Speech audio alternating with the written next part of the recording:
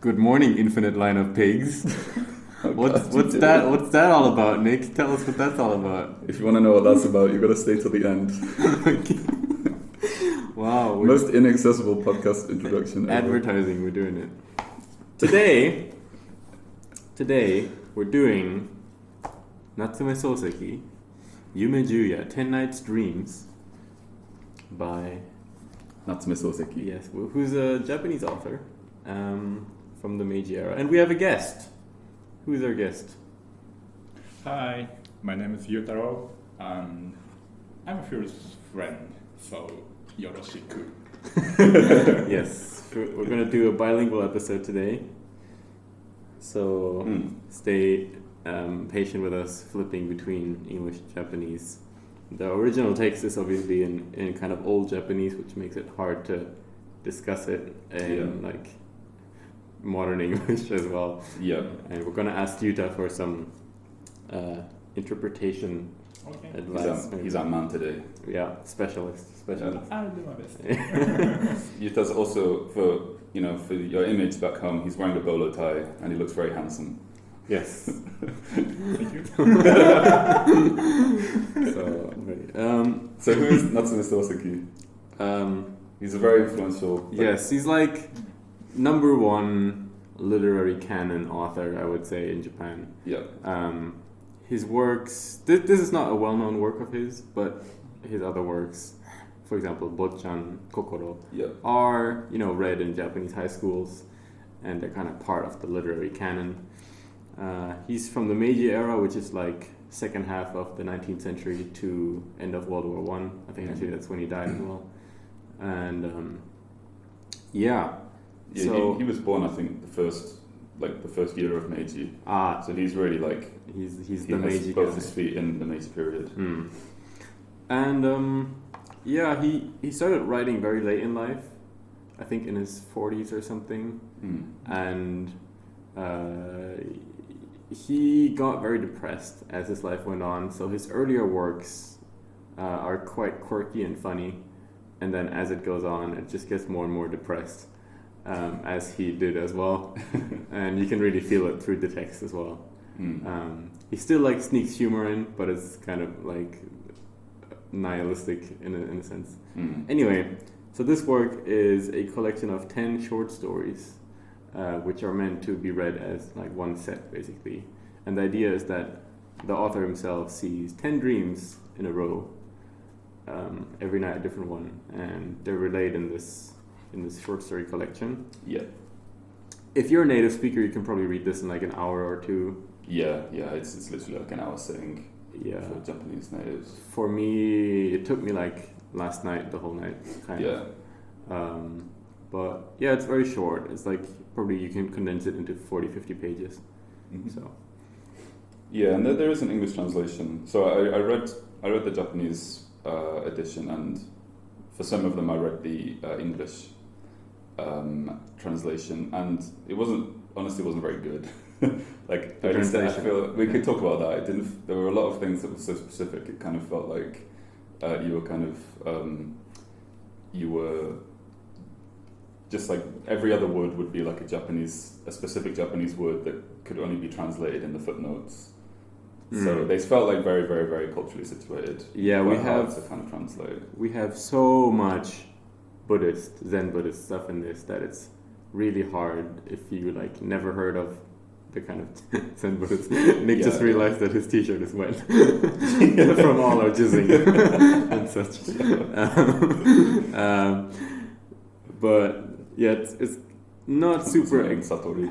it's not super accessible to read if you have no idea about Japanese culture or religion or anything, right? Yeah. And even today, people aren't super religious in Japan, so I would imagine that it's quite hard to understand all these ancient like religious ideas. Yeah, and I think as well, but a lot of there are like a lot of connections to Buddhism and like Shinto and stuff like that. There are more. I think there are lots of stories that connect with just like Meiji restoration and modernization and stuff like that. Yeah, which is a lot of what I think Soseki is about. So another thing about this work is that we jump through different periods in time. Mm. Very ancient times and then like modern. And in some stories the narrator is like the first person. In some stories he's just like watching. Yeah. Okay, so we're just gonna go through story by story and give our analysis, I guess. Yeah, I guess so. The first night, they all start the same. Except for the last one. Except for the last one.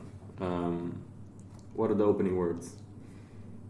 こんな夢を見た. What does that mean?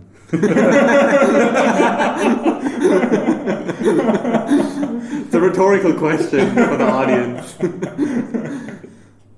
We're doing this for every line. It's a live translation. Alright, shut up. Means I saw this kind of dream, basically. Yeah. So the first one is quite sad, or like, well, it's not necessarily bad ending or anything, but it's kind of ambivalent, I think. It's kind of sad, but maybe also hopeful. Basically, a guy is sitting beside his wife who's dying, but he's kind of questioning whether she's dying or not. He's like, you don't look like you're dying. But she's like, I'm dying. Yeah, she has like very vivid, like her blood vessels are super clear, and like she looks so alive. Yeah. And then she asks him to promise her when she dies to like bury her with it's like an oyster shell, I think, for pearls. Put her body in, and then wait 100 years, and then says that she'll come back to him, and that's what he does. And he sits in the rain for like 100 years, or he sits in the rain, and then this sprout comes out of the ground, which is like a lily, and opens up in front of him. And then I think the last lines are like, "I knew that 100 years had passed when I saw the lily," for example. I really like this one. It's quite beautiful. So I wanted to ask. So Lily, the original Japanese, it's Yuri, and so there's like hanakotoba, あるでしょ。それでさ、そのユリってどんな意味とか知ってる？でも結構そのポジティブな、例えば愛とかそっち系のイメージのある。It means love. Yuri. So lilies mean love in Japanese flower language. And another significant thing is the spelling of the word, right? Yes. Which is like quite obvious. So Yuri uses the two characters, one which is hyaku, which means 100, and one which is ma'ai, which means to meet. So it's like meet again. Meeting. Which is like quite an obvious like connection, right? Right. How did this one make you feel? Like at the beginning it was kind of like, is this horror? And then at the end it was like, is this love? Yeah. There was a kind of talk about the moss like growing. Yeah. And like you got this sense of like, I don't know, being in like a kind of Japanese garden or something with like moss and like dripping like rain that's you. And it was this very kind of like cinematic kind of scene, I guess, or maybe more meditative, I guess, like 瞑想的なシーンが描いてたですね. I mean, I think that was like, yeah, it was just very serene and kind of beautiful, and I think it kind of seemed to sort of follow a lot of Japanese aesthetic like ideas, maybe.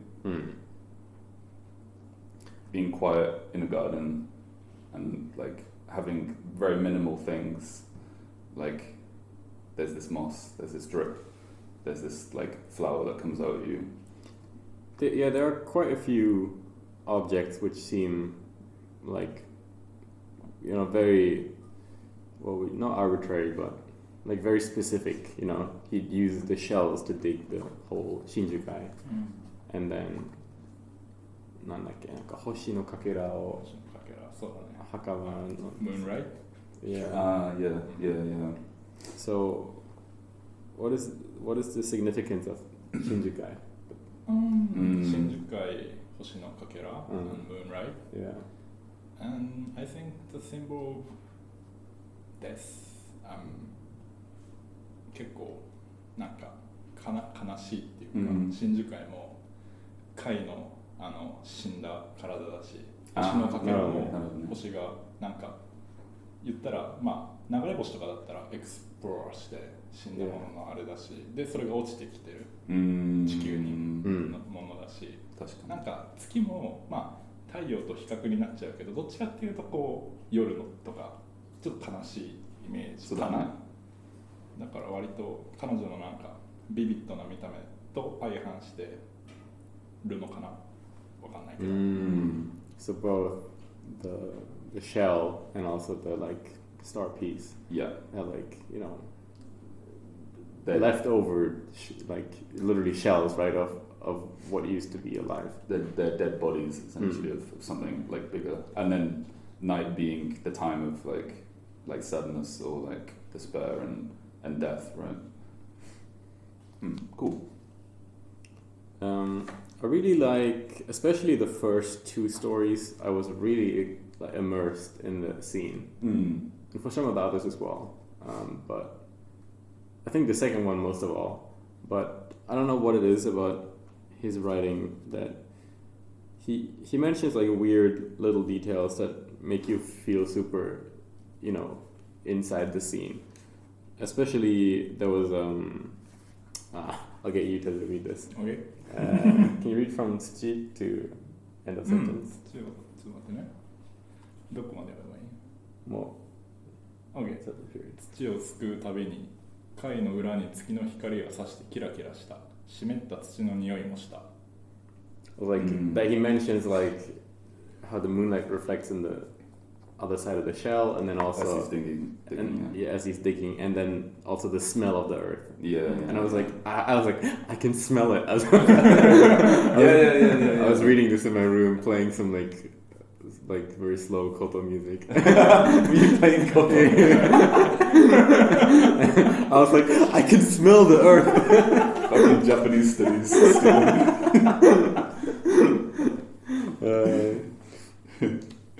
Anyway, but I think it's a good point. Like generally, I think the like sense it's very minimal, but like especially in this first story, but the imagery is quite strong. 何か解釈とか思ったことはある？第一に対して。なんか女性が死んで、でまあ一応彼100年来てたんだなって一番最後に気づいてるから、多分その女性がまあユリになったってことだよね。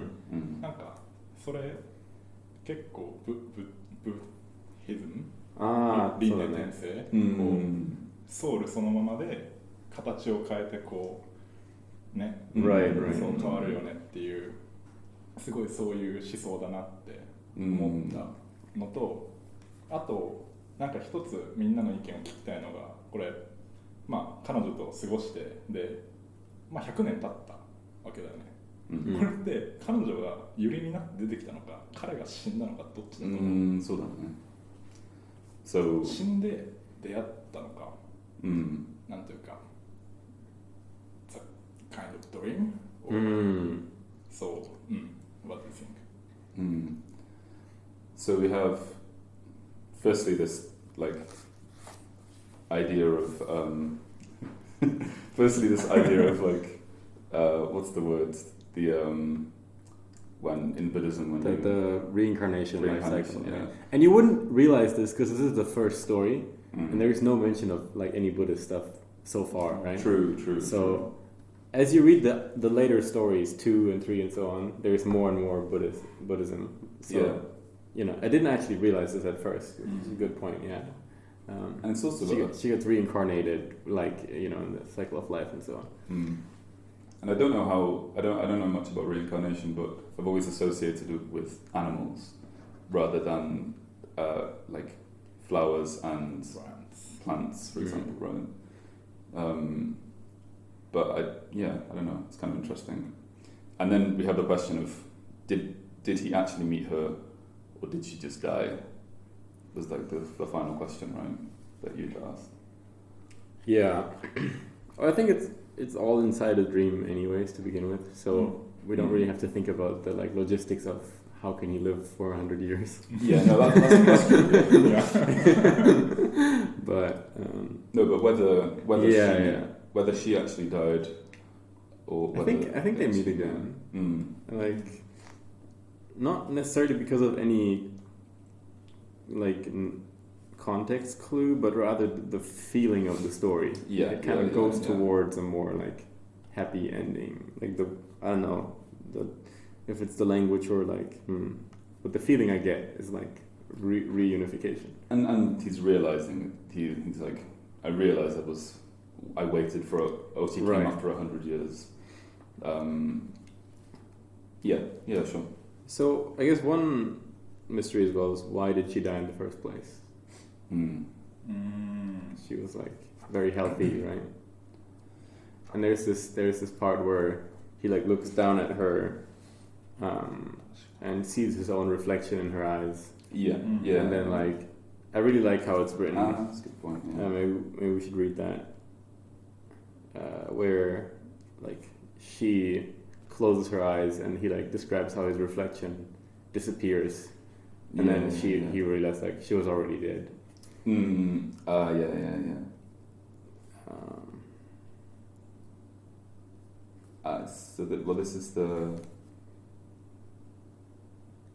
This is the bit where she dies. Maybe you could read this first.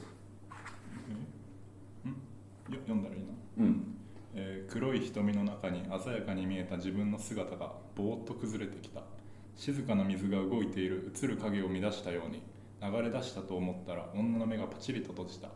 長いまつげの間から涙が頬へ垂れた。もう死んでいた。I like this part. it's yeah. So like my reflection in her eyes, like kind of evaporated maybe, and then she closed her eyes and a tear went down her cheek, and then he realized that she died, more or less. Okay, so let's just keep some imagery in the background for interpreting these next few stories. So we have some like reincarnation stuff, reunification, and just wacky dreams with sad things. Some kind of surreal elements, some minimal elements. Okay, so the next dream. Next one. I like this, maybe my favorite. It's probably my favorite. This is straight up horror. I thought this one was really creepy. Oh, really? Yeah. I read it twice, and like depending on what time of day I read it, the atmosphere changed as well. Right. But I found the third one super creepy. I hate the third one. We'll talk about it. Okay, so second one, we're in a temple. Now we're full Buddhism mode. You're in a temple, and the protagonist is, the author, I assume, but also he's like looking from the role of a samurai. Yeah. And he's in this temple, and in Zen Buddhism they get these riddles. These like ridiculous, nonsensical things which, if you are enlightened, you can solve basically, or maybe the point is that you can't solve them. Who knows? We can like circle jerk about that. But I think they're typically supposed to be like they're just kind of supposed unanswerable to be, questions. Annoy you. Yeah. Even if you find the answer, you just got like whacked with a stick by the monk or something. Right. But anyway, so the samurai was supposed to understand the meaning of nothingness. Which is like it's like the thing. It's not the cow sound. It's like the thing about Zen Buddhism is nothingness, right? Yeah. To achieve like perfect clarity. But he can't do it basically, so he sits down and he's told that, or he basically makes this arbitrary deadline for himself, like if he can't find the answer until the clock in the next room strikes, then he's gonna kill himself. Yeah. to like avoid the shame of being stupid. Yeah. And if he finds the answer, then he can get revenge by killing the priest. Right. Yeah. Because the priest made fun of him. He was like, "Oh, you're a samurai, but you don't understand what nothing means? Well, maybe if you weren't such a little bitch, you would understand it." What a fucking loser. Yeah, he was like, "You're actually human garbage." yeah, that's true. 人間のクズじゃろみたいな。So, 怒ったのかいみたいな。Like, "That got you angry, huh?" Why you hitting yourself? Yeah. So then he goes back to his room. He starts like, we get this analysis of the scene, basically, of the room, of like the painting on the wall, and like he like checks all the things in the room. Like, okay, this is here. Got my zabuton, my fucking pillow below me, and he starts thinking, and he just like doesn't get it, and he gets really angry. He like fidgets with his blade, and he like, what is the description here? Like, he grinds his teeth and like gets a headache because he's thinking so hard. And well, in the end, the clock strikes, and he didn't get the answer. So like he sees like the monk laughing at him, and it ends with like he rushes to take his blade, and then the rest is omitted basically, but him killing himself, right? Right. The priest in this is really creepy to me. Like, I don't know, like the way he's described laughing. There was this one word, which is like, I forgot the fucking word. It's like, he's like alligator grin or something like that. Yeah. So I could picture it with a bald head, and he's like sneering above him. Yeah. Isn't there a Metal Gear Solid character that looks like that? I don't know. So, I mean, the question, so you said that at the end he didn't get the answer. Yeah. How do you know that he didn't get the answer? Because he says like, ha to omotta. Like right at the end, like. Right, okay, so it could be like a double thing, but it's not like, it's not ha to omotta and then the clock strikes, it's the clock strikes and then he's like, oh. But that doesn't necessarily mean that he didn't understand movement, right? That I feel like there's often, I don't know, it feels like a familiar kind of like Zen story, like this, like if you don't achieve enlightenment, you've got to kill yourself, because it's like this ultimate, like, you know, if you don't do it, it's the ultimate stakes, right? Yeah. And then that like pressure creates that moment, so that even if you do end up killing yourself, or maybe not killing yourself, but even when you get to that point, like you have that like moment, like. I think that's how we should start every intro class in university for like the first years. Welcome to Intro to Sociology. If you don't understand sociology by the end of the semester, you should kill yourself. It would probably improve the grades. でも俺これちょっとあれじゃない？なんかスタートに立ったような気はした。その無のはっと思ったの前にさ、そのうち頭が変になったアンドンも武装の確かになくってあるように見えた。なんかこう世界がちょっと混ざってるようなイメージ。多分普通の人の感覚じゃないから、なんか一瞬その無っていうこうパスの最初のところに一歩踏み入れたけど、なんか時計の音で戻ってそうだね。そんな感じがする。戻ったと思う。So because like he got so angry that like he had his headache, right? And like so it's like described how all the objects in the room, he's like, I can feel they're there, but they're not really there. And he's like, it's basically like when a child like stops breathing, they're like, I'm not gonna, like, you know, like I'm gonna protest by not breathing anymore, like, you know, like, and his like loss of oxygen propelled him to like almost almost getting to nothingness. Yeah. And then I think you're right actually. And then the clock strikes, and he's like, "Oh fuck." Or well, it is kind of an open ending. It could be both. But in my interpretation, he definitely did not get this. I think that's a fair point. When you think about the imagery of how things are changing, so like the world is like blending together and becoming all weird, and then which is like the like Yuta said, the first step to getting to this point of like understanding nothingness, or it's like having the world in this state of confusion is how you kind of work through that path or whatever. And then like the clock is the thing. And maybe as well this could be like a analogy with like modernization. So I mean the clock is obviously a very modern device and is connected with like very good. I had to see what you did there.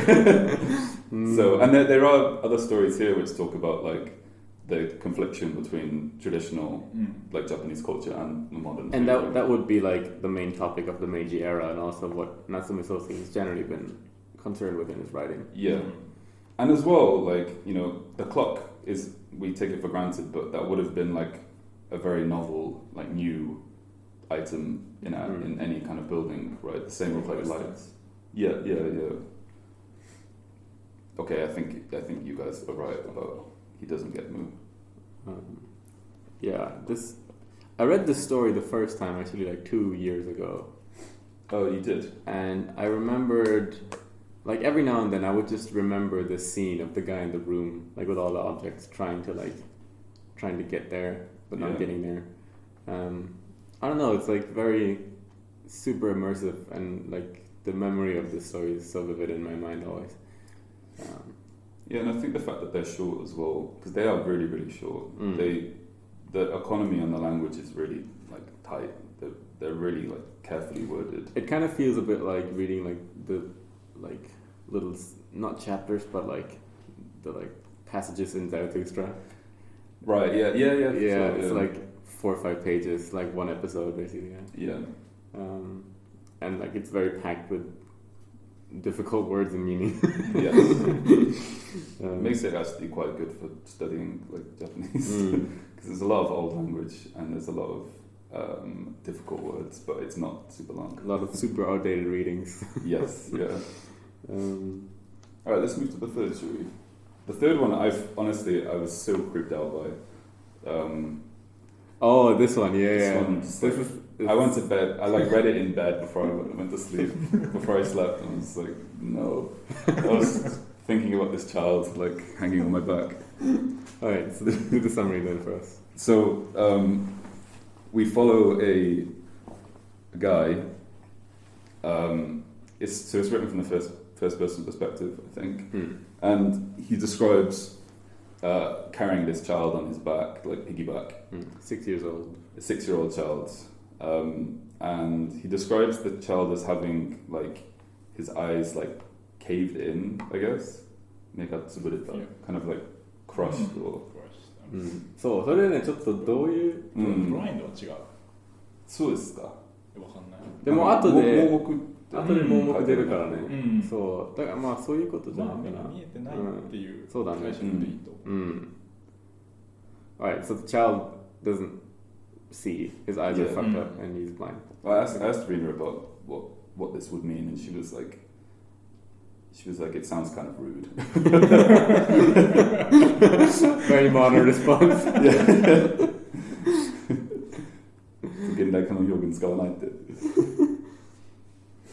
So, it's a blind child. He's got like a blue head. I don't know. Oh, that's just like shaved head, right?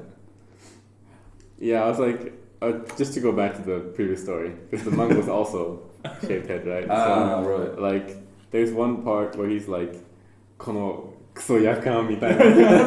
He calls him a kettle, and I was like, no. and I looked it up, and I was like, yakan atama.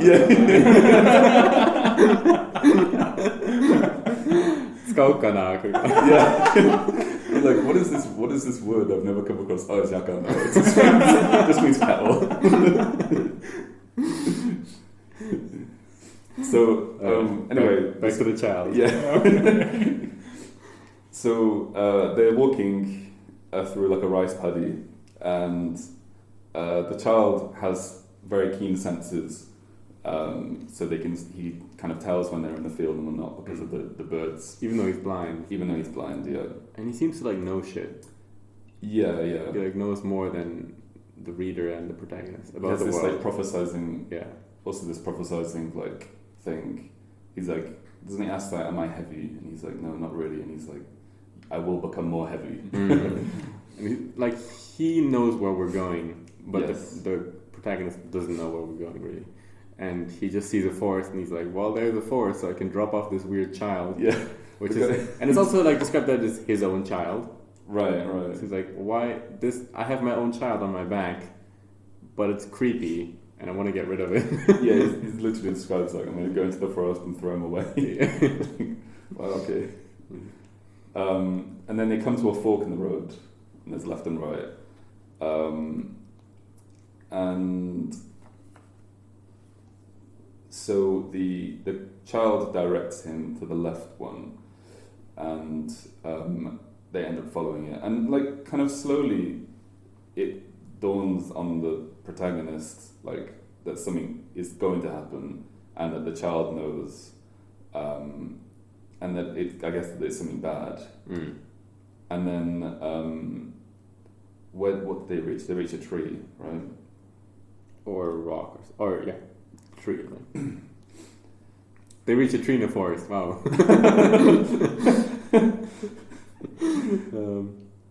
So then, I think at this point the child tells the man that this is the place that the man killed the child. However many years ago. 100 years, I think. 100 years ago. And upon hearing that, the weight of the child becomes like super heavy on the guy's body.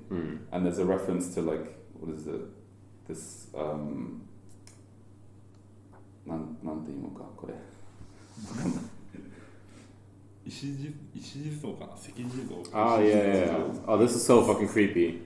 Because like you walk through the forest in Japan and you just see these fucking things, right? Like Mariyama とか。めっちゃあるよね。そうだね。こういうやつ。So there, it's like this Buddhist like little sculpture of a little man, basically. Yeah. Which is, if you see it at night, it's quite creepy actually. It's like a guy praying, a little figure. It's called Ishijizo. Yeah. So the child becomes that. Yeah, right? Or as heavy as that, I think. As heavy as that. So there's a realization, like there's a point. He's like, as soon as I realized, or like the point that I realized, the child becomes as heavy as the rock on my back. So he reflects on his sin of killing someone. Yeah. Wild idea. Could this be the priest from the previous chapter? The shaved head guy, who was killed by the samurai from the last chapter. But he wasn't killed, if we go with my interpretation. But he was killed, right? No, just the guy killed himself. Oh shit! Yeah, true. And the priest was like laughing. Possibly, yeah. But yeah, I feel like they all could be connected in some way, but also not. I don't know. Yeah, this one might be the creepiest. Yeah, this creeped me out so much. I had a question about this, but I forgot. Great. Yeah, tell us a bit about the Jizo. What is like? My image. Yeah. Like, what do you use them for? Why do they exist? Why do they exist? So where do we find them? Like, Tera no maeとか。どういうやつがある？でもなんかこの文章重くなってなんかすごいレスポンシビリティとか多分感じてるけど、なんかそれだけじゃなくて地蔵ってこうね手合わせてお寺とかにあるし、結構場所によってはその地元の人とかがちゃんと掃除してとかお花備えてとかやって信仰の対象ではないけど、でもなんかちょっと神道っぽいというか、なんか宿ってそうみたいなイメージはあるかも。だからあんまり邪険にできないし、なんか適当に扱えない。だから割となんか、マーシーじゃないけど、なんかちょっとね、すごい人殺した、悪いことしたレスポンシビリティだけじゃなくて、もうちょっとなんかね、前向きなのもあるかもしれない。そっか。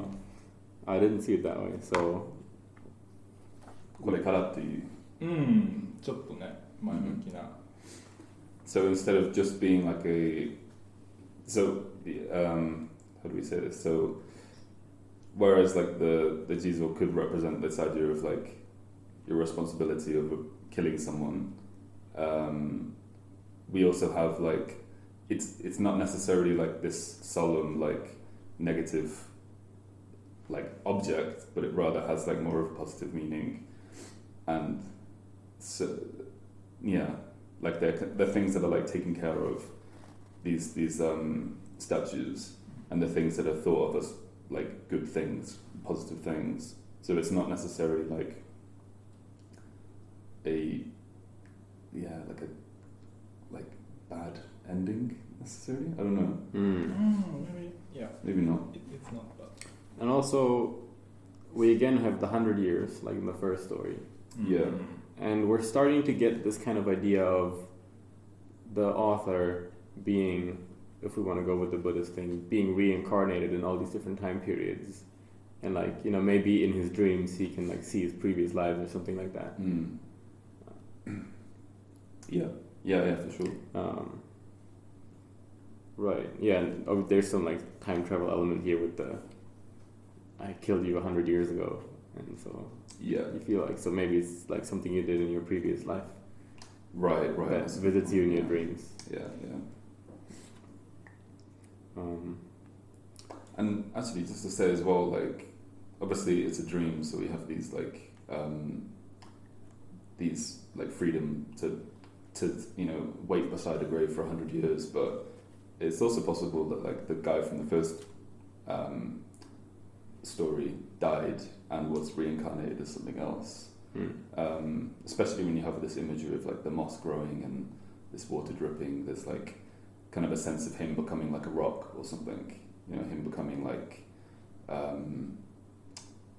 part of that like scene, I guess. Maybe it's possible that like he also died and was reincarnated. And we also later get a story where we have a romance where they didn't get to see each other before they die. Oh, that's a hard one. Okay. Next one? Next one. Which one is this? This is my favorite. Oh, it's your four? Yeah. Okay, then go ahead. 日本語でもいいよ。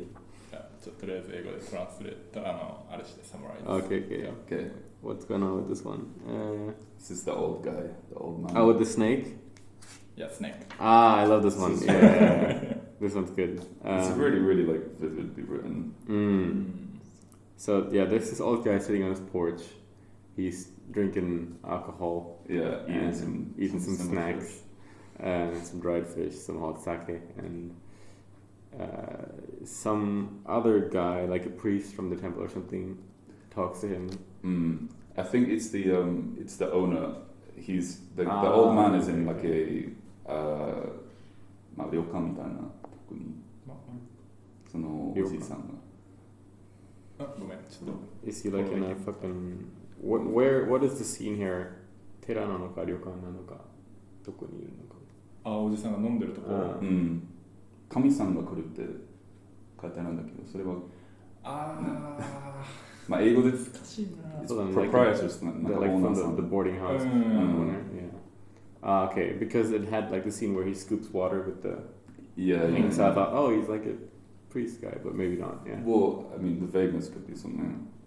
Anyway, we're this old guy on the porch, and someone else, not the protagonist. Protagonist is just kind of watching from behind. Someone else asked him like, how old are you? And he's like, I don't remember. And like, where are you going? Over there. He just gives these evasive answers. And where from? Where are you from? I don't remember that. What did he say? I don't know what should I in English. へその奥だよ. Like from the inside of your navel. Yeah. Literally, I used it today. I was like, "Where are you from?" From your mom. From my mom. Actually. From your mom, actually. So then, when the person asks the old guy where he's going, there's this really cool description where it's like he says that he's going over there, and the person asks him like, "Are you going like straight in that direction?" And as the person asks that, the guy's breath like goes through the door and like down to the river. Like there's this like description of his breath like following that direction, and then he like gets up and like walks in that same direction. And then what happens after that? So there's some kids around a tree, and he like gets his like a cloth. We'll say handkerchief, even though it's probably like a traditional piece of clothing, whatever. He gets this cloth handkerchief out on the floor.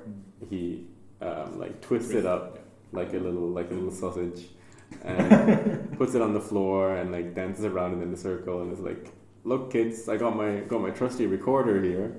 I'm gonna blow my recorder. I'm gonna blow my flute. Not recorder, it's like a Japanese flute. Whatever. Yeah. I'm gonna blow my flute, and this towel is gonna become a snake." And the protagonist is like, "Oh, I want to see the snake." This is literally how like a child sex scandal starts. Like, Oh God. "Hey there, children. No! You want to see my snake?"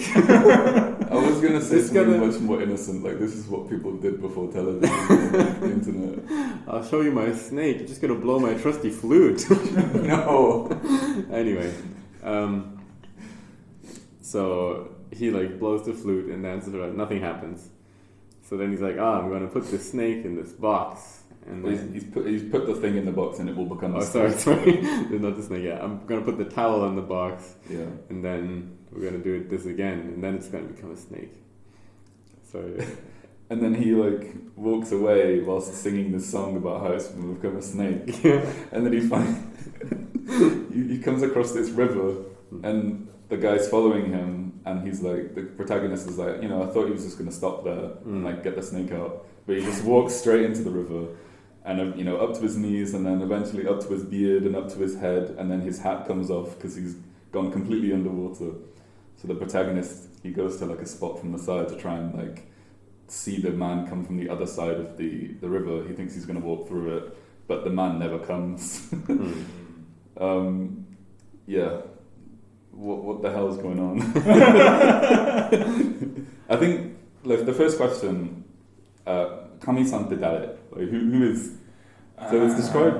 I found this really confusing because the person who is asking the questions to the old man is referred to as Kami-san, which we would read as like, Kami means God, right? Yep. And so I thought when I was reading it, I was assuming it was a god speaking to the guy. But then when I read the English translation afterwards, it was described as the proprietress. Yeah, I think you call them that, right? Sometimes. So the owner of this like lodging. でもそうだね。かみさん、いわゆる日本語でおかみさんとかって言ったら、そのいわゆる女性のさ、ちょっとお年を召した着物を着た人が来るイメージ。だけどこれわざわざゴッドって書いてあるから、漢字がね、漢字がちゃんと神って書いてあるから、神かどうかは置いといてなんかもっと俯瞰したっていうか、第三者視点のかもしれないけどもちょっとよくわかんないな。This might also be like I don't know what the root of the character here is, but we do have a lot of outdated character use, so it might just be one of those things. Yeah. I don't think it was like trying to be a metaphor necessarily, because the character doesn't play that much of a role. What I think is really interesting about this story is for the first time we're actually not really involved as the protagonist in the story. So we have these two characters interacting, and then we just follow the old man, and then the story kind of switches into first person in like the last third of the story. where it's like, now we're watching this guy walk into the river and we're waiting for him. Which this is like super accurate of how actually I feel like dreams play out. Like if I can remember my dreams ever, it's always like there's different characters and I'm like one of them, but not really. Right. And then all of a sudden I'm in the dream, but I wasn't. Like your agency also shifts in and out. Yeah. As you kind of go like the kind of perspective is, I think, super accurate to how actual dreams work. Yeah. So, like, what is special about this old guy? Why does he behave in this way? Like, he's like, I don't know how old I am. I come from, like, the belly button, or like my belly button, or my mum's belly button. Interestingly, in the English translation, this was just this statement was described as my belly button. I come from my belly button. I mean, it was connected, right? I guess so. I guess so. Like it wasn't like you weren't born out of your mom's belly button. Yeah, sure. But that's like a kid thing, right? I don't know. Maybe it doesn't translate in Japanese, but. So we have a doctor here. So I mean, I know it's right. Where do babies come from? Biologically? いや、まあどう思ったこれ。なんかそのへそのなんかまず川に向かって彼進んでるじゃん、まず。で川ってさ、日本だと三途の川って聞いたことある？わかんない。三途の川っていうのはそのまあ考え方としてはいわゆる今生きてる世界と死んだ後の世界があって、でそれを三途の川はセパレートしてる。It's literally the boundary。だからそれを超えちゃったら死ぬ。So what's the English thing? Isn't it like in the Egypt? Yeah, Egypt, right? What's it called? The river Styx, right? Styx. Yeah. We had it as well in Dante, right? Yeah. So what Yuta was saying was talking about the image of the river being in like Japanese culture, this Sanzu no kawa. So what is the word origin of Sanzu? I don't know, but because this is from ancient Egyptian mythology. So I'm wondering if there is the same concept independently arising in Japan, or if it was imported at some point. So it's the Buddhist equivalent of the river Styx. Huh. So it's a river that separates the living world from the dead world, and when you cross that, you die. Right? So it's It's said that it's similar to the Hindu concept of the Via Tarani and the Greek concept of the Styx. Oh, Greek! Oh, Jesus Christ! But it is in Egypt, no? I thought it was Egypt as well. Never mind. I mean, we don't know anything about this, so you can't really compare them. But so now we have to. Okay, let's stick with this idea of him crossing the river and dying or whatever. What's with the snake? Like why? Yeah, it's a difficult question. I think snake in Japan. Yeah. もう英語無理。日本語多分国によって違うけど、日本だと結構その蛇ってすごいなんか高貴なもの、その、高貴って伝わるかな。なんかレベルが高いじゃないけど、こうさっきのお地蔵さんじゃないけど、こうちょっと神道の白い蛇。そうとか結構崇め立て祀られるし、あと彼ら何回も脱皮するじゃん。そのshed the skin. だからなんか割とその the symbol of living and death のイメージもあるし、あとなんか世界的な話で言ったらWHO のthe staff of Aristoteles? I don't know, I forgot the name. Yeah. WHO のシンボルにyes. スタッフの蛇が It's like the two. There are two snakes, right? Like it's like the symbol of like medicine, right? For like discipline. そういうイメージを持ったかな。Right. So he couldn't make the snake come alive. なんかそのなんだろう。What's the relation here? Is that related like because he failed to make the snake come alive, he had to go and die? いや多分ね、いやわかんない。なんかヘビであることに意味はあると思うけど、なんか俺はどっちかっていうとそのなんかどこから来たのって言われて、ねここから来たよって言われて、で、その建物を出るわけじゃん。建物を出た時からずっと彼はその死ぬまでまっすぐこう生きてるわけじゃん。なんかそれって生まれてからずっとこうフォーカスっていうか、同じパスウェイでなんか言ってる気がする。なんでこの話を俺が好きかって言ったら、そのなんか夏目漱石ってさ、いい日本語で長く話してもOK イギリス行ったじゃん。でなんかイギリス行ってなんか鬱になってさ、文学って何わかんないみたいな、何なんだって言って、なんだろう、俺の解釈だと結構なんかその自分のじゃあ文学って何っていうのをなんか今まで言われてたことを一旦置いといて、新しく自分でなんか作ろうとしたっていうか、その答えを探してたわけじゃん。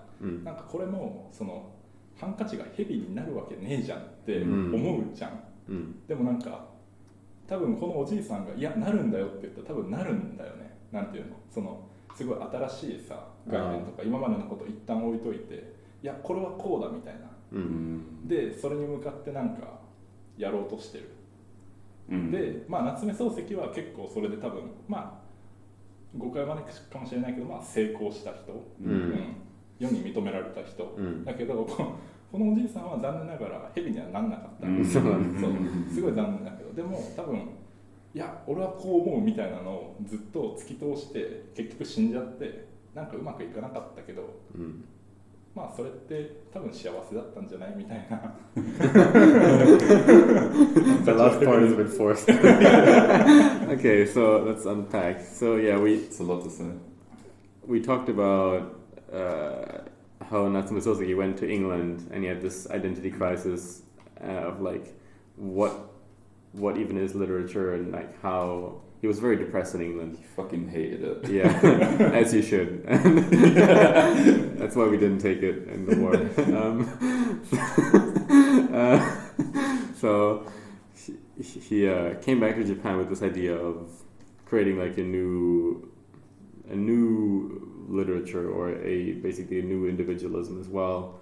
There's a work we read this Watashi no Koji Shugi, where he talks about like not just copying the West, but making like a new Japanese literary identity.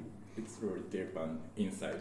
Yeah, rooted in like tradition and culture, and not just throwing everything all the way. And copying something new. So and this old man, he tried this, right? He tried to make a snake come alive.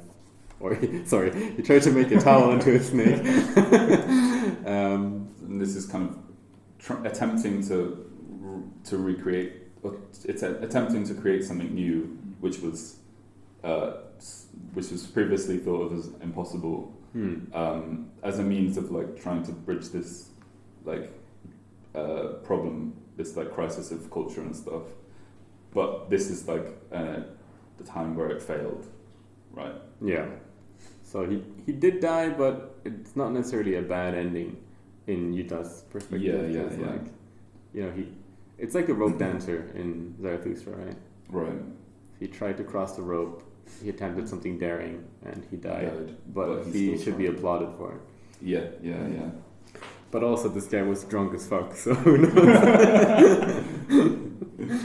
Definitely それもだから普通の人から見たら頭おかしいんだよ。そうだね。頭おかしいんだけど、多分彼の頭の中はね、幸せなんだよね。Well, at least he had the courtesy to die and not be like, I identify as a snake, notice me.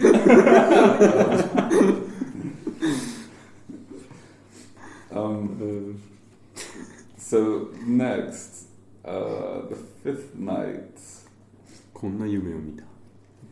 あ、その前にいい、芥川龍之介のね、芋がゆっていう本にめちゃめちゃいいこと書いてあって、ちょっと短いからいい。あ、いいよ、お願い。OK。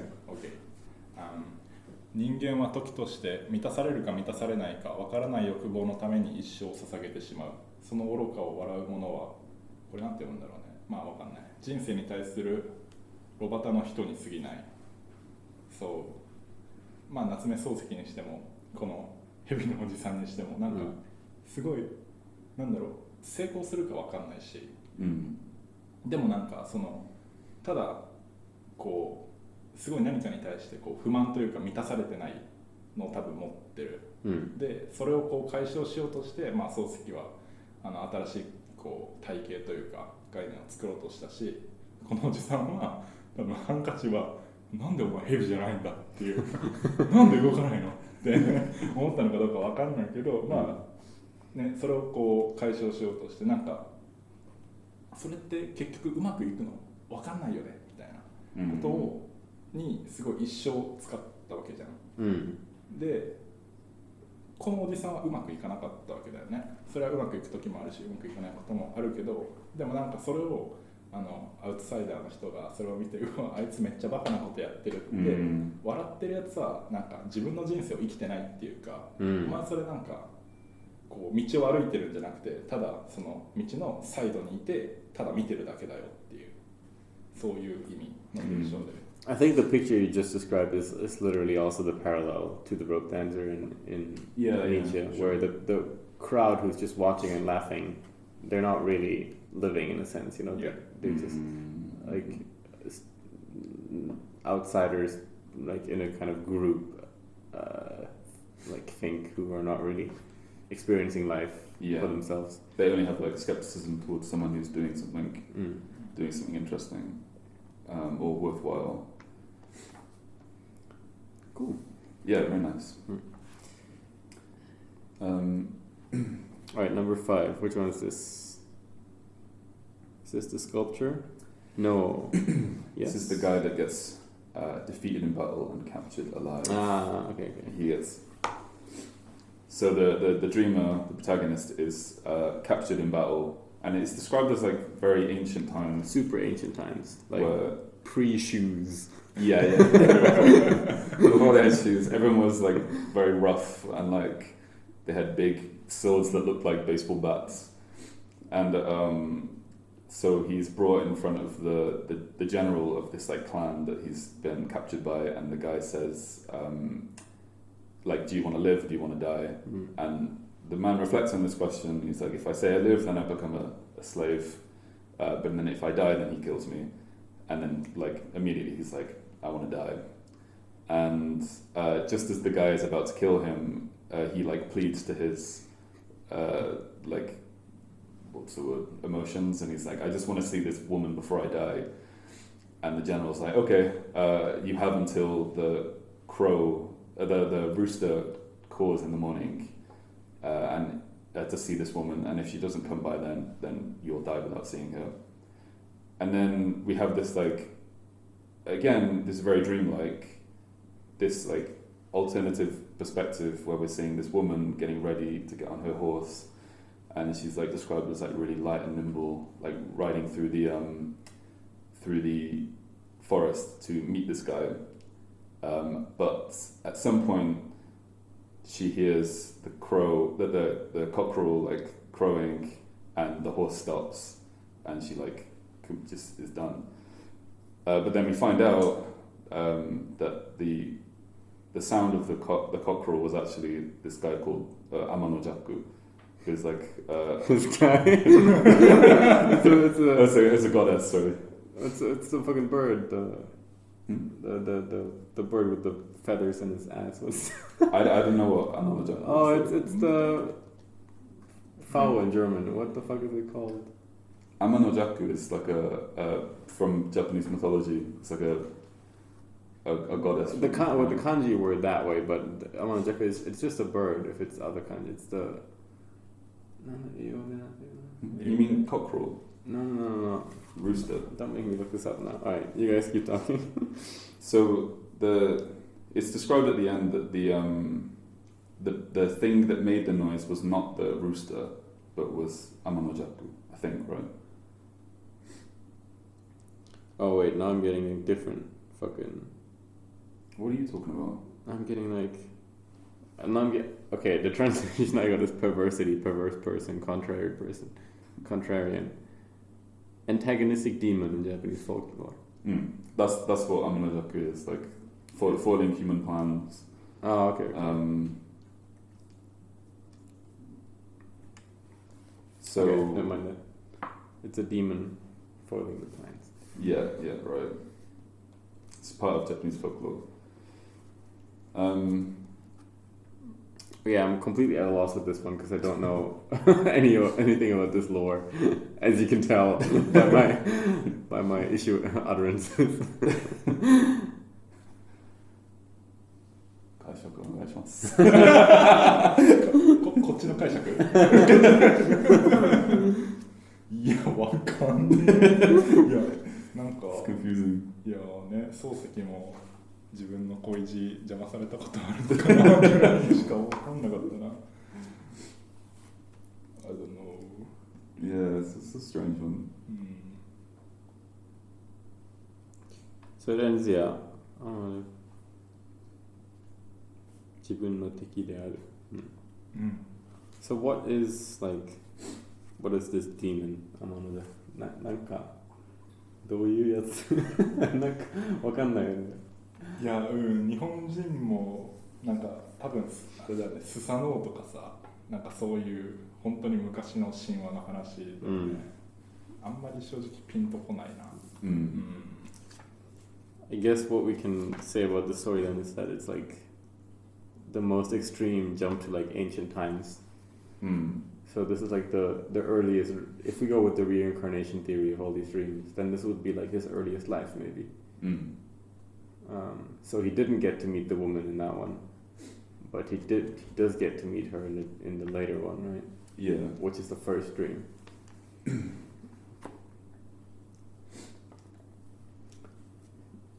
There's not much else to say, I think.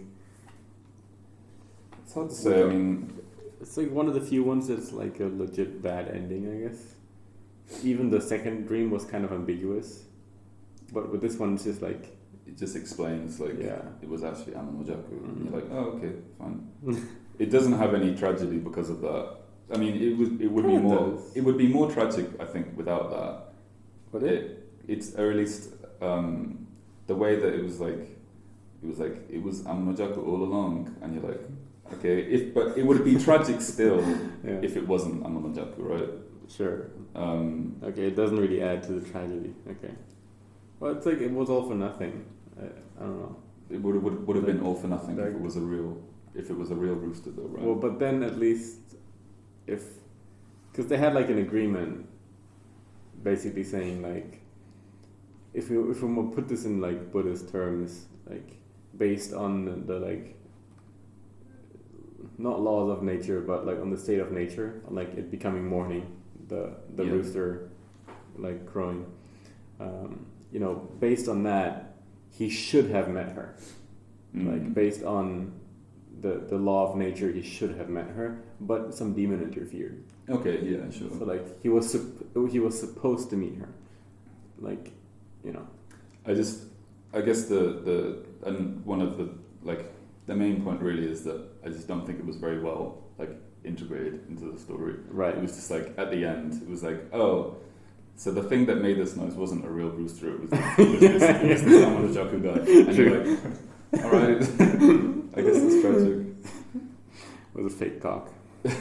So, and it's another thing to say as well. Like, what I really liked about all of these stories was that they all the last sentences, like the last few sentences of every story had so much significance. Like it's like a real punchline. Yeah, real beautifully crafted story. Every story finishes with some of the most important information. On the book, so I have the Kindle version, and because it often shows you can choose to let it show you like the most commonly highlighted like sections, and literally every like end of the story is like highlighted by several hundred people. It's quite interesting. Okay, so the sixth night we have Unke. Who's Unke? Unke って誰なの？昔何時代だったっけな、忘れたけど、2人でやってたよね。運慶とあともう一人誰だっけ、名前忘れちゃった。確か2人いた気がするけど、有名なね、あれも作ったんじゃない？東大寺のこれ奈良の。those two. そうそうそう。名前忘れた。Like there, so in the city of Nara, there's a big temple with two like not demonic, like statues of like gods, guardians, and they're made by famous sculptors. One of which we meet in this dream called Unke. So we're pulling up a picture, which obviously no one can see in the podcast. Come on, Jamie. But yeah, so he was a famous from the Kamakura period. So immediately we have this.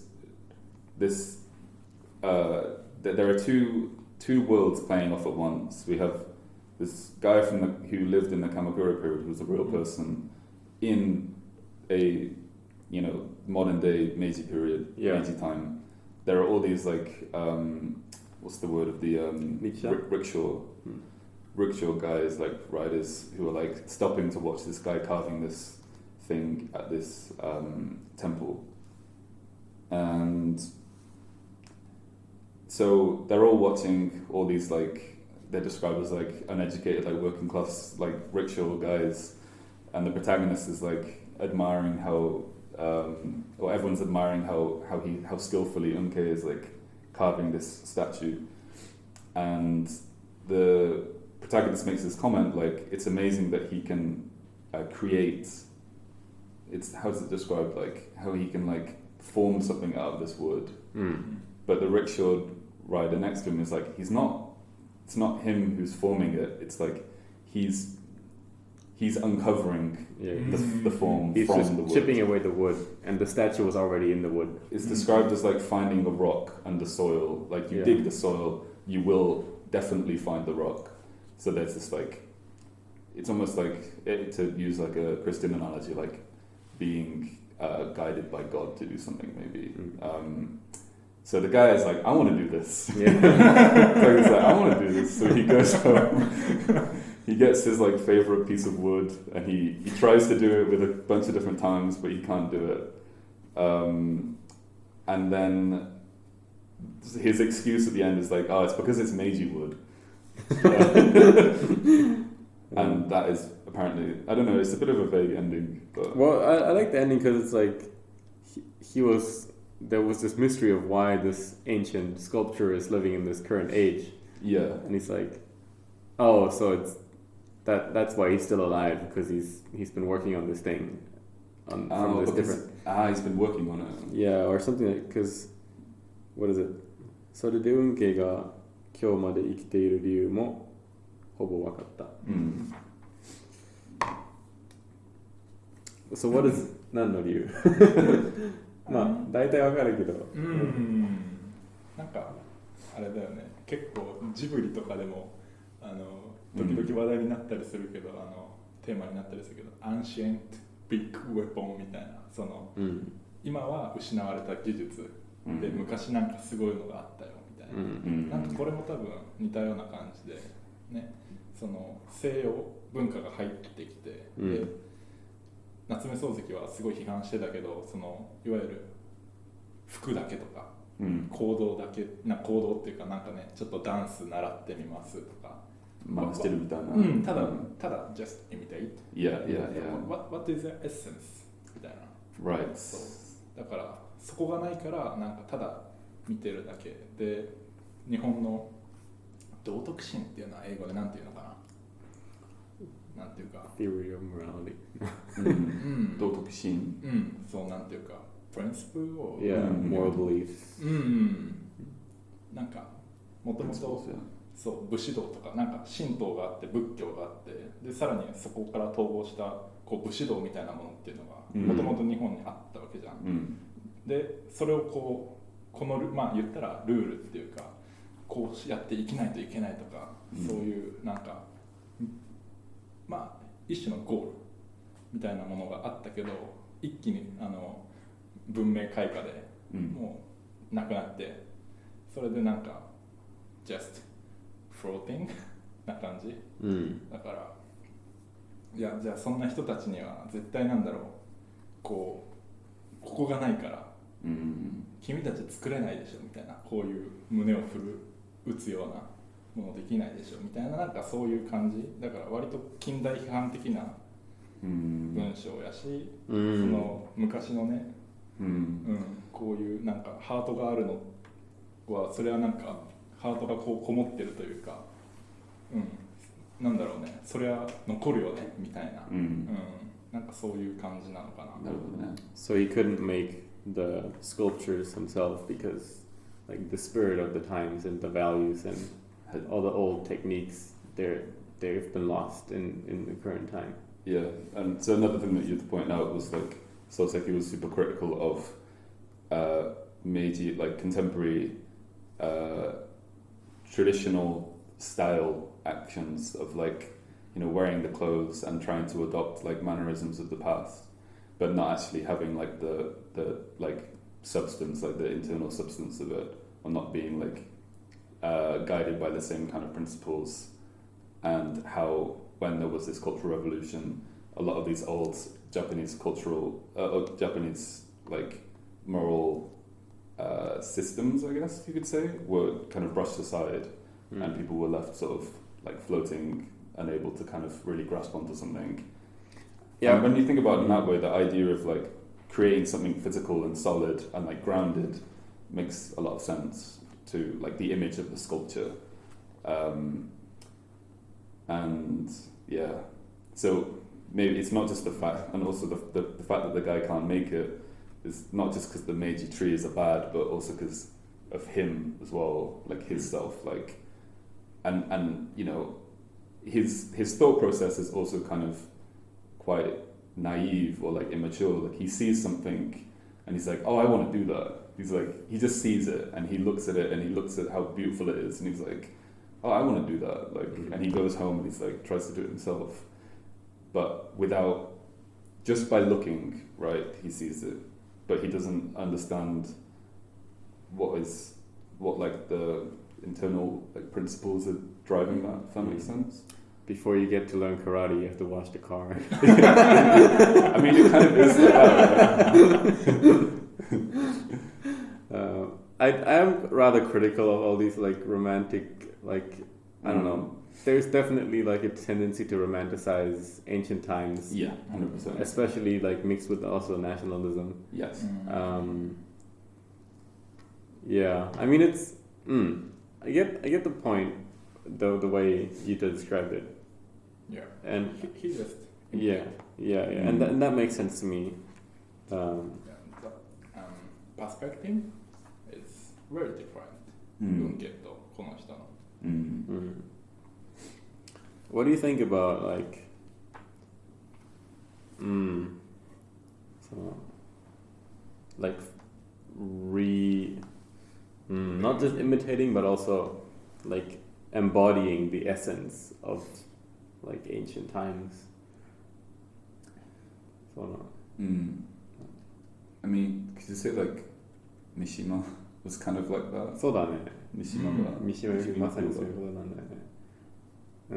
いや僕結構批判的思ってるんだけどね。なんかそのまあ現在から見るとやっぱ昔のthere's like a mysticism to it, like まあこの運慶みたいなすごい人とか失われた技術とか価値観とかなんだろう、まあとりあえず古いからとてもすごいっていう見方もあるけど、実際どうだろうねその実際にその昔の時代に戻ったらクソじゃないかみたいな多分ねとりあえずみんな酔っ払って女殴るとかでその昔の価値観って結局そういうもんじゃないかなって思うんだけどね。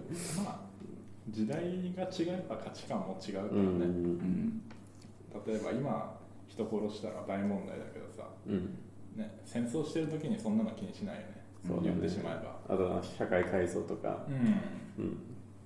今はね、平等平等って言われてるけどさ、そんなもんね。まあだから確かに今の視点価値観で見たらって言ったらまた話は変わってくるとは思うけど、どうなんだろうね。まあだからただ真似をしてセンスが分からずにやるのはまあ良くないけど、なんだその昔のことを全部とりあえず肯定しようのも、難しいと思う。そう難しいね。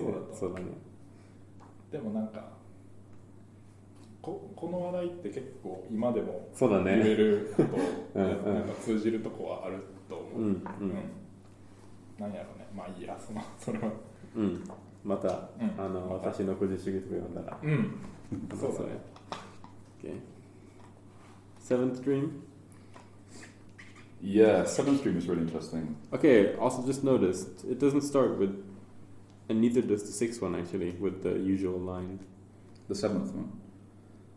Oh yeah, true. So, actually the fourth one as well. Wait, what? Am I dreaming? こんな夢を見たって書いてないね。ね、書いてないね。4も書いてないか。5は書いてる。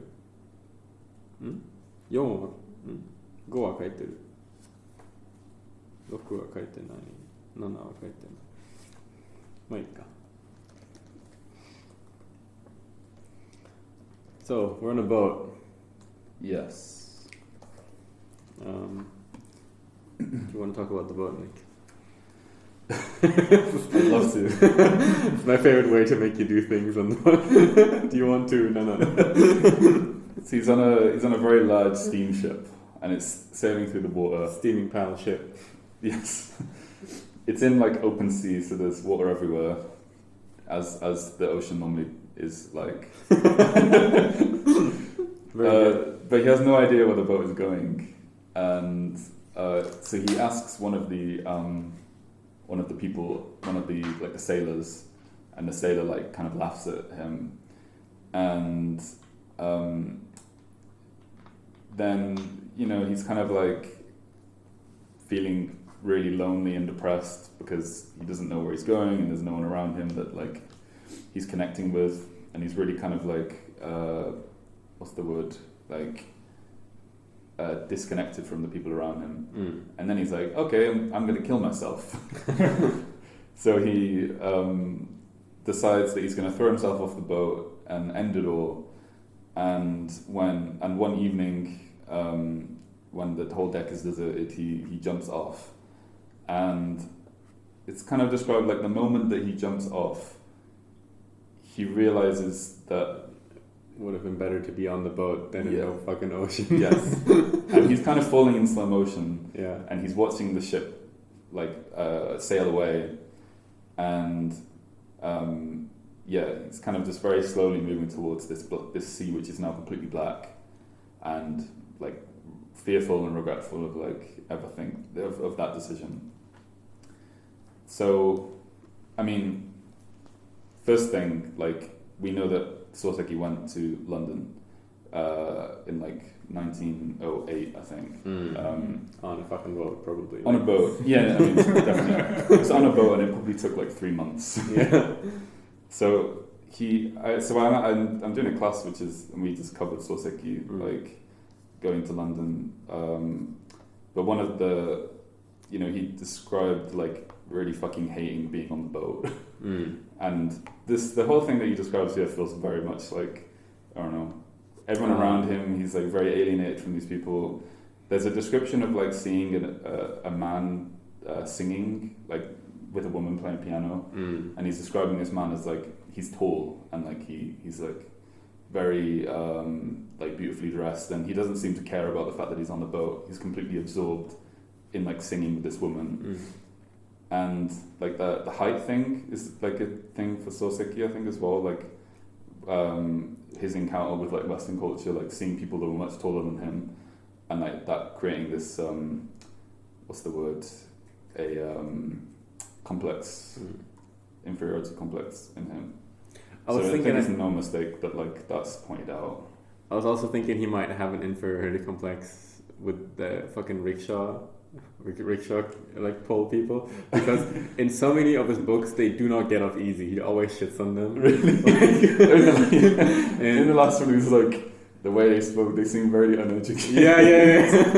You like, because in Wagahe wa Neko de Aru, one of his earlier like more humorous works, there's also like a lot of, there's like one of the, it's all cats as the characters, and like one of them belongs to a rickshaw driver, and like he's constantly being shat on as like being stupid and loud and like no good.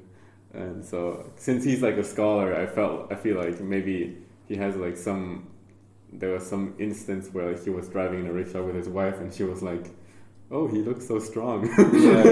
And he's like, but okay, anyway, going back to the boat.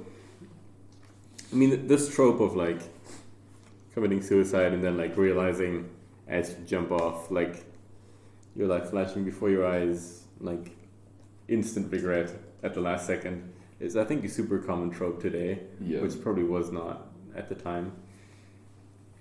And I mean, the whole idea as well. This is a steamship, which is, you know, this modern invention, and he's sailing on it, and it's going in a direction which is not clear. But he has the choice: do you want to stay on it or not? And this, I mean, it seems like a very clear analogy for modernization. Like, do you stay on the ship or do you leave? And in this story, leaving is is compared to death. It's also the wrong choice. Leaving, right? Yes, it's shown as the wrong choice in the end. Yeah. The last line is super depressing. Like, can you read maybe from Jibun? 自分はどこへ行くんだかわからない船でもやっぱり乗っている方が良かったと初めて悟りながら、しかもその悟りを利用することができずに無限の後悔と恐怖とを抱いて黒い波の方へ静かに落ちていった。So depressing. Like, yeah, even if it's a ship that I don't know where it's going, it's better to be on it than not. And so as I plunge into the dark and deep sea, I have nothing but fear and regret and pain.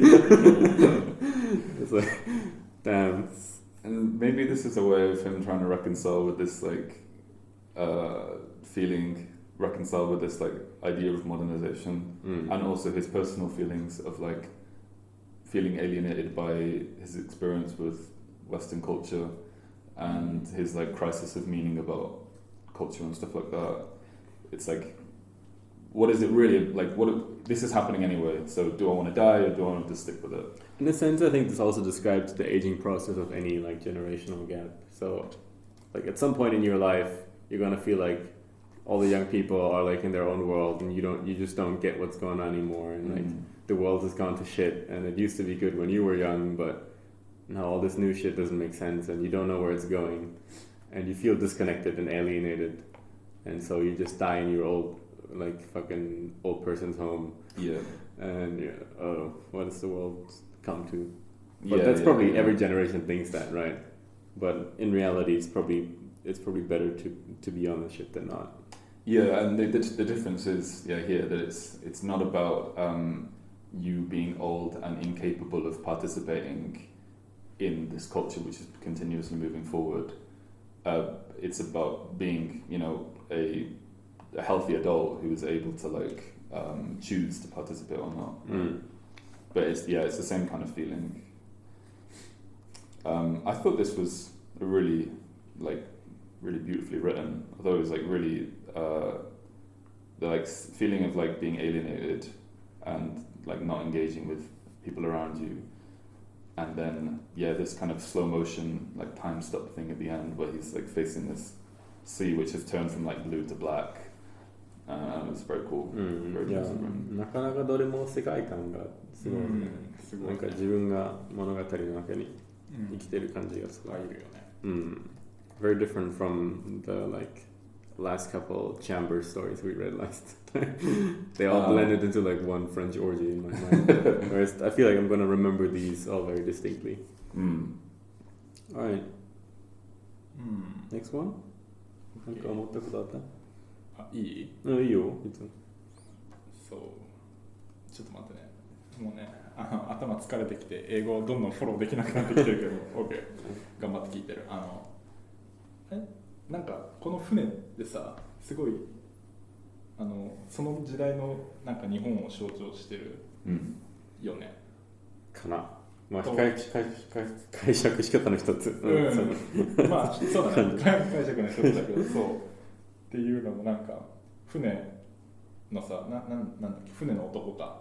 船に男にさ、どこ行くのって、西へ行くんですかって聞いたら、なんかとりあえず行け、流せって言ってるよね。それってなんか文化今入ってきてるから、じゃあとりあえずみんなその西洋のウェスタンナイズしてるから、じゃあとりあえずやれみんなやってるからやれみたいな。あとなんか西と東のなんかどっちかわかんないみたいなのあったんよね。確かに太陽がどこから来るか、どこに沈むか、つまりどこに行くかわかんない。東か西かね、西洋か。聞いてみたね。よくわかんないけど、まあみんな漕いでるからとりあえず漕げよみたいな、すごいその時の日本らしいなというか、感じたのと、そうでも多分彼のちょっとした心の支えになったのはなんか女の人が泣いてるよね。しかし乗り合いはたくさんいた、で目を拭くハンカチの色が白く見えた。そうし、これ気になって調べたんだけど、しかし体には皿のような服を着ていた。この女を見た時に悲しいのは自分ばかりではないと気づいたっていう、なんか皿ってインド系のなんかものらしくて、あれね、だから we have an English word that's very similar. I forgot the like Indian dress. The sari. What is it called? You look that up. Yeah. Continue. そうだから多分日本だけじゃないじゃん、そのウェスタンアイズと影響を受けたのって。だから多分そういう人を見て、同じ風にちょっと悲しんでる人もいるんだなっていうのがそう象徴だと思って、でまあ天文学とか、あなた Do you believe the God? Fuck up. そうだね。 What the fuck is this? He gets asked by some astrology guy like, oh look, there's a big dipper. Do you believe in God? あとね、これめっちゃ共感した。ピアノ弾いて歌ってる人いたよね。そうだね。まあ歌を歌ってると、その口が大変大きく見えたけれども、ここ2人は2人以外のことにまるで頓着していない様子であった。船に乗っていることさえ忘れているようであった。なんかそれって今の観光客とかを見てもめっちゃ思う。日本に来てるわけじゃない、外国の人は日本に来てるわけじゃない。だからなんか最低限日本のマナーとかhow to act、 例えばエスカレーターでみんな一つの方に寄るよね、広がらないとか、なんかそういうとか、あと道めっちゃこれ文句だけど、特にアジアの観光客キャリーケースを道にバーンって置いたまま写真撮ったりとか、いや邪魔だよっていう、なんかそれをすごい彷彿とさせるようなことで、自分たちここには2人以外のことにはまるで頓着してね、関心がない、でいやまさにそれじゃんっていう、なんか自分たちのことしか見れてない。日本は結構空気を読むとかこう雰囲気大事にするから、結構周りがどういう風に動いてるかとかっていうのは見るよね。逆にこの2人はなんか自分のことしか見えてないし、自分が自分の国から日本っていう別の国に来てることすらなんか意識してない、もう自分たちの場所みたいな風に振る舞ってる。でなんかすごく目立つじゃないですかね。そうなんか派手な服着てる女とかも、そうだね。別に服はいいとは思うんだけど、なんかもっとこう行動、もうちょっと周り見てみたいな。いや言いたいことめちゃくちゃわかるけど、この物語では自分に集中してるのがなんかいいことのような自分に集中。そのなんだろうね、like they're so focused on their art that they're not affected by the like worries or anxiety of the other people, like because they're artists, they're like non-political basically. I'm not sure if they're necessarily artists though, or musicians or whatever. No, but even then, like, they could just, you know, like back then people just like, oh, let's do a ditty, and they play some tune on the piano and they're like, no, but that's not how they're described. They're like so absorbed in their craft and their like music. But is it described as like their craft or just like, because the that's way how that I read it, was, yeah. They're just two kind of wealthy people that are doing a song together. No, I don't think that's how it's described. No, I don't know.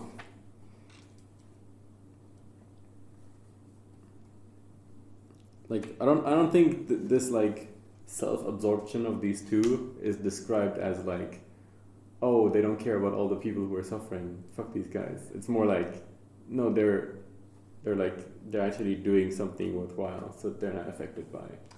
Maybe. So I saw it more of a like, and this can be a bad thing. For example, how like genius people in totalitarian countries would be, you know, they just want to do their science. They're just scientists or they're just artists or whatever, but you know they're being used for something bad or something.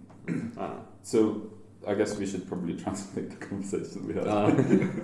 So the point that Yuta was making was that like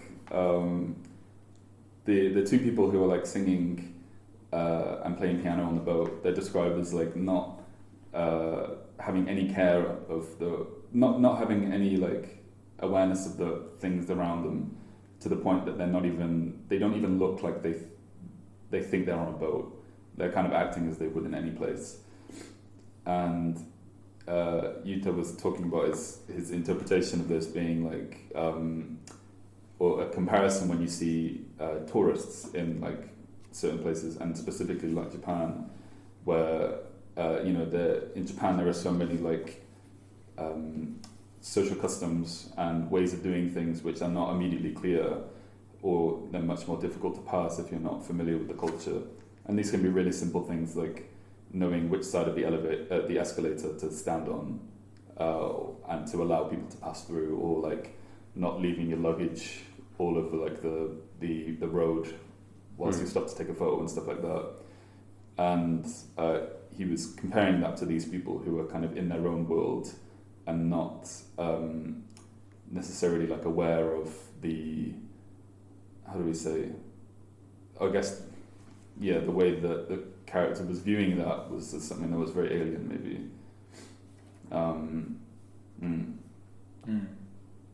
そうだね。日本にまあ郷に行っては郷に従えっていうプロバーブあるけど、そのエンバイロメントに入ったら、まあそのエンバイロメントのまあルールとかにこう従ってちゃんと自分がこう中に入っていくのがまあ美しいというか、そのした方がいいよねみたいなのはあるかもしれないね。で、そうだね。で、主人公はもうそれ見てもうファックアップ、自分はますますつまらなくなった。で、死のうって思った。なんだこの船、俺の知ってる船じゃねえみたいな。まあそういう感じはある。なんかちょっと離れてる感じするじゃないですかね。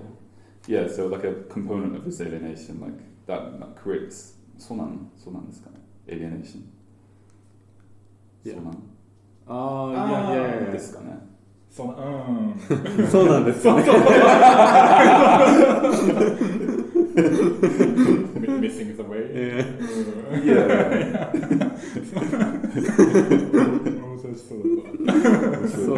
そうなんですよ。けしからん。We've just made this the most inaccessible podcast.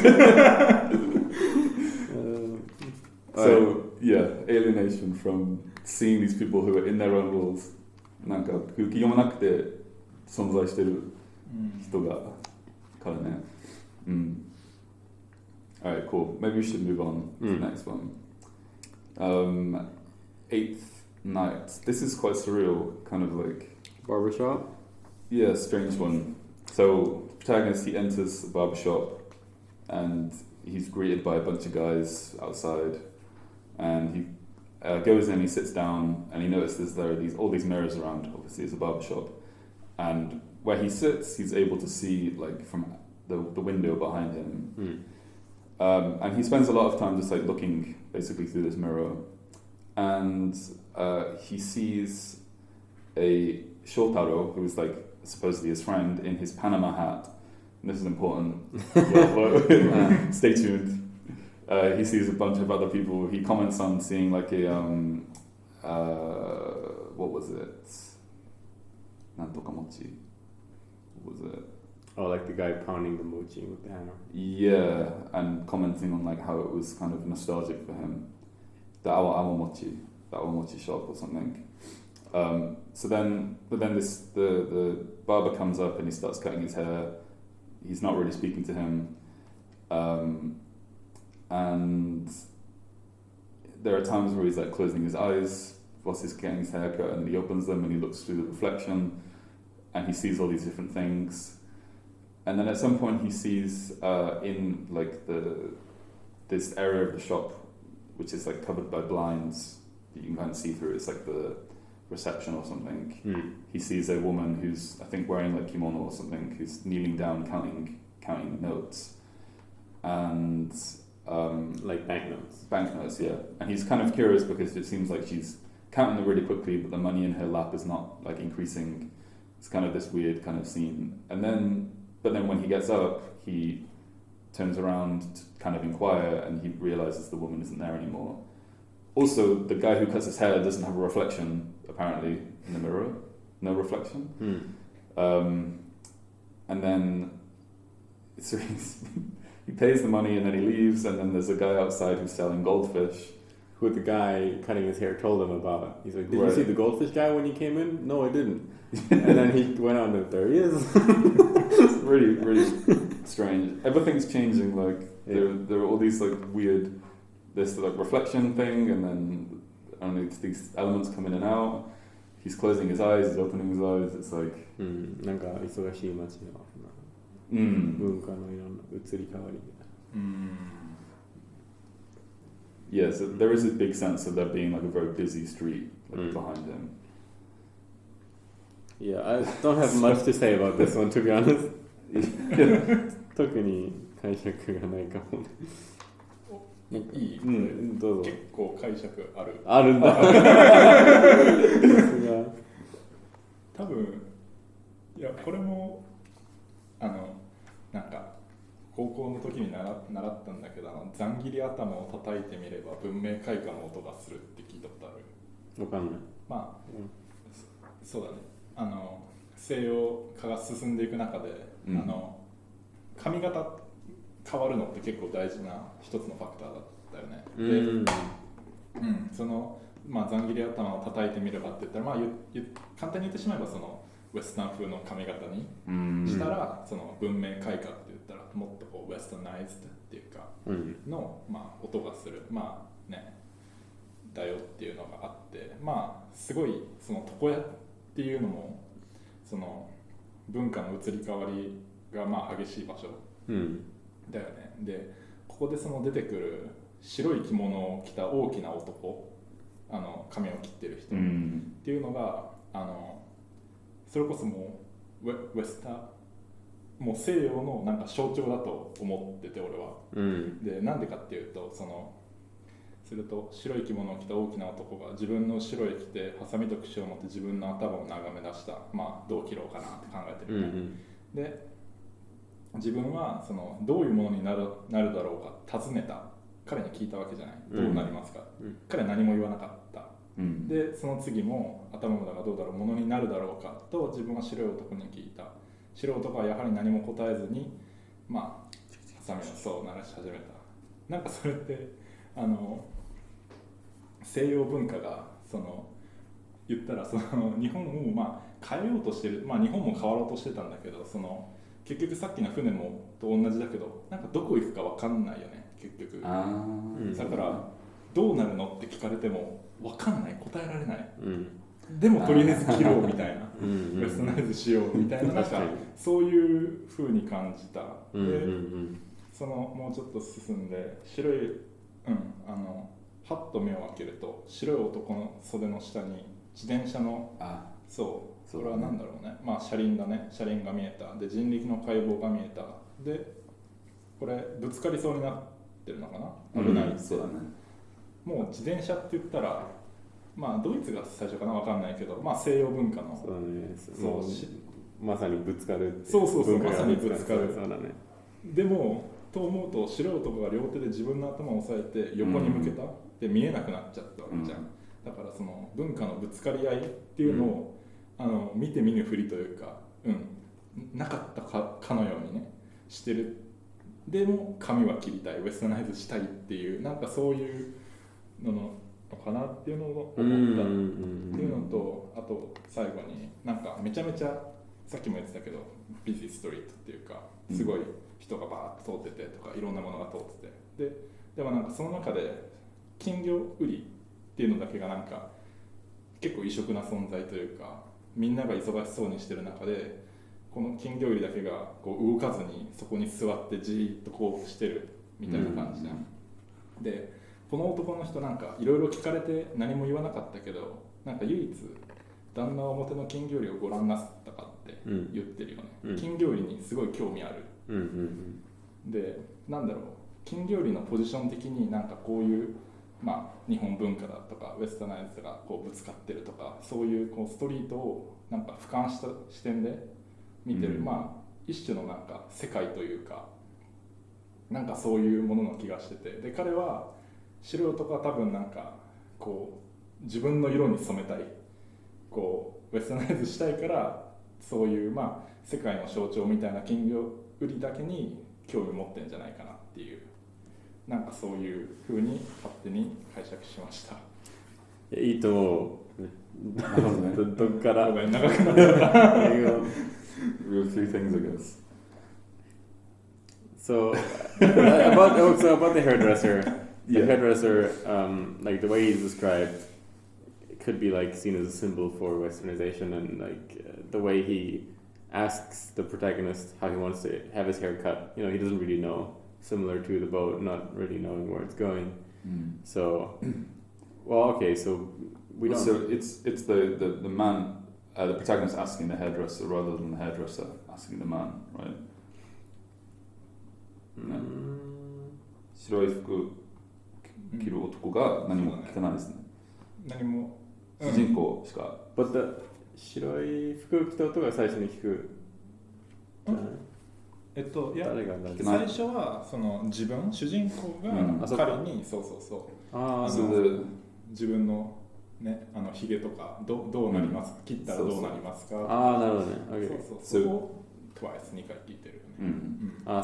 The protagonist asks the hairdresser, the guy who's wearing the white clothes, like how are you going to do my hair, or how should I do my hair, and the guy doesn't respond.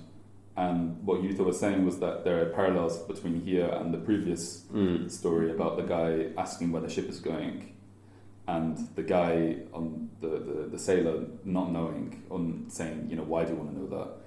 So in both cases we have like, you know, things are moving forward but we don't know where they're going, and that's like embodied in this haircut, right? The next point you made was about the scene. So there's a point where he looks out the window, he looks through the mirror, and he sees under the sleeve of the hairdresser there's like a kind of accident or some kind of kerfuffle happening outside. I think there's like these bikes. Yeah, rickshaws are like colliding or some shit, and like there's like all this kerfuffle happening. And as he's like looking through the mirror, the hairdresser like takes his head and like refocuses it like on the mirror, so he can't see the scene anymore.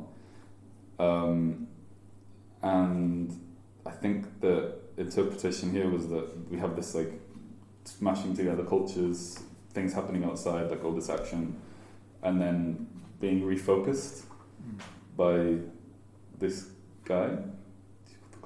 Yeah. He hides the conflict. Hides the conflict. And then finally, what was the last one? The goldfish.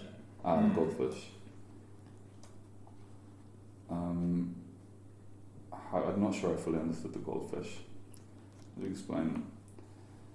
Well, the goldfish guy, he's completely indifferent to the things happening around him. Yeah.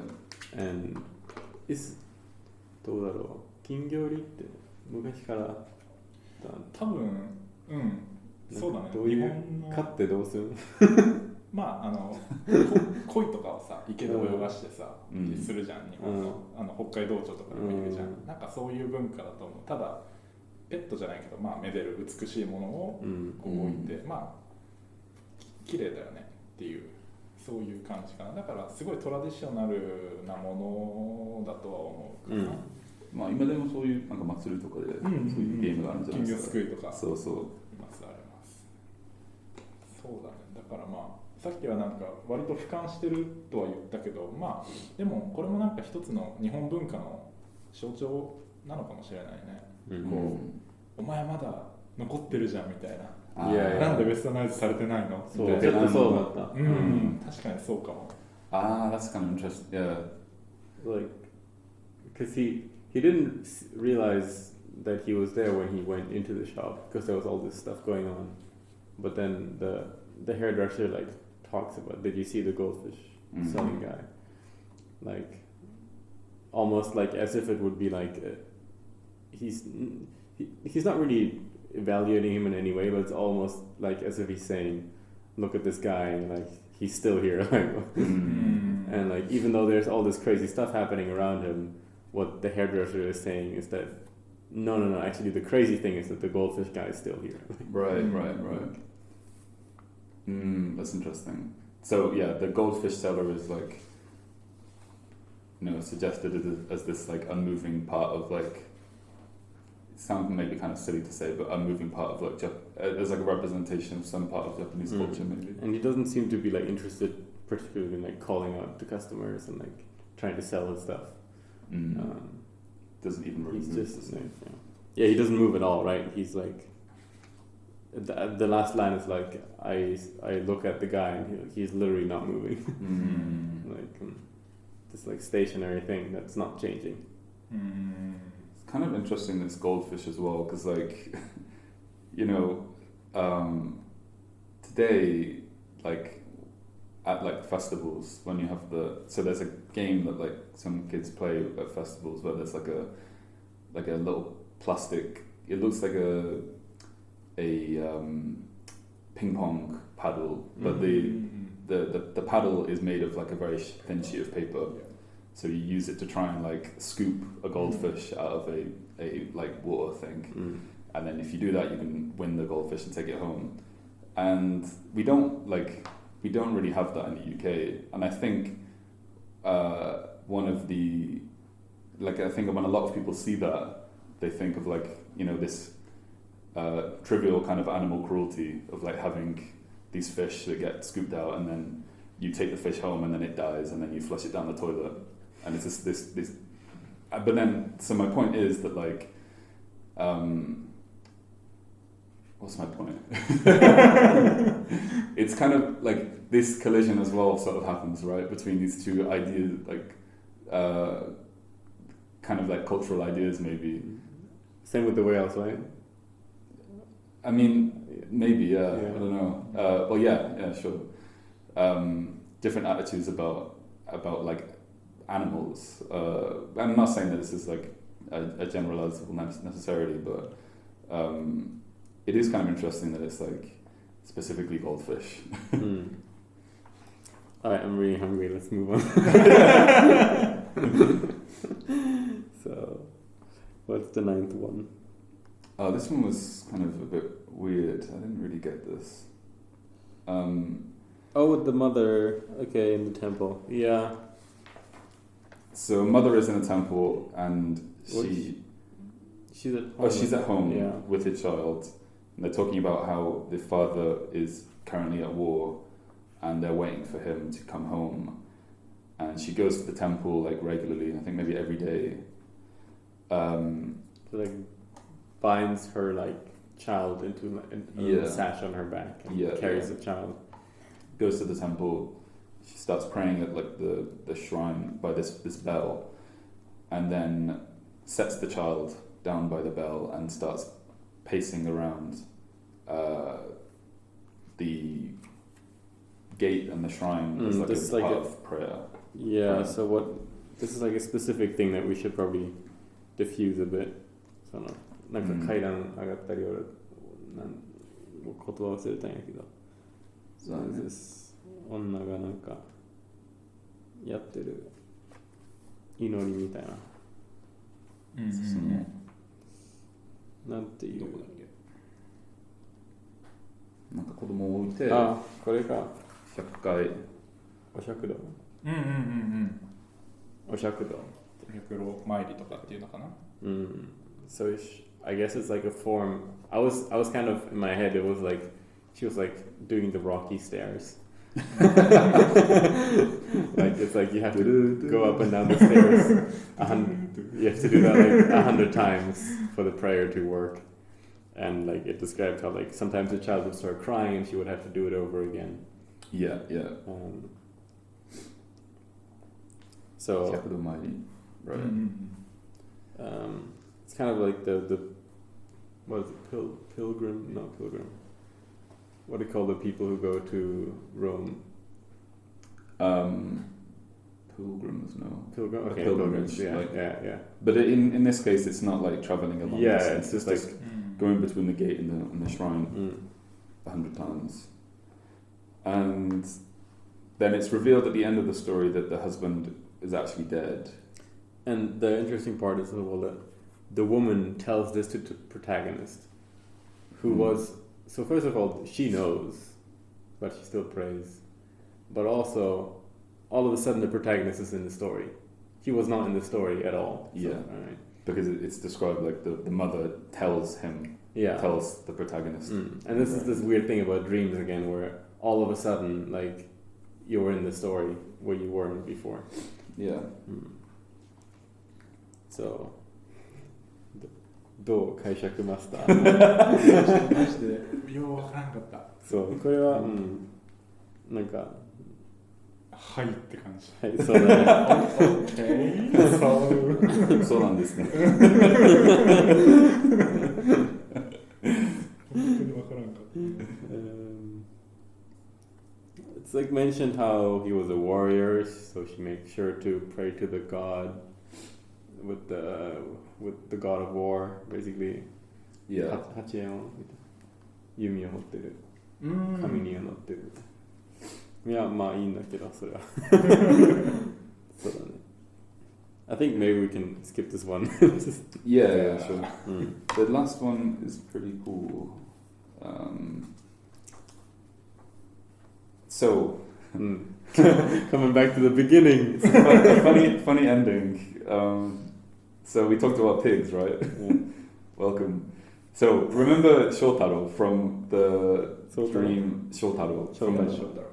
My brother's name is Shotaro. Oh really? Yeah. Does he have a Panama hat?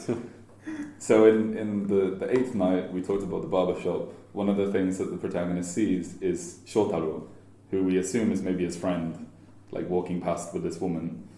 And this story is about Shotaro. And his identifying characteristic is that he wears a Panama hat. Yeah. Which I was so confused, like, what period is that? I thought it was later. Like, I was so surprised that there was Panama hats during Meiji. I don't know, I thought it was kind of like... That it was called a Panama hat, like...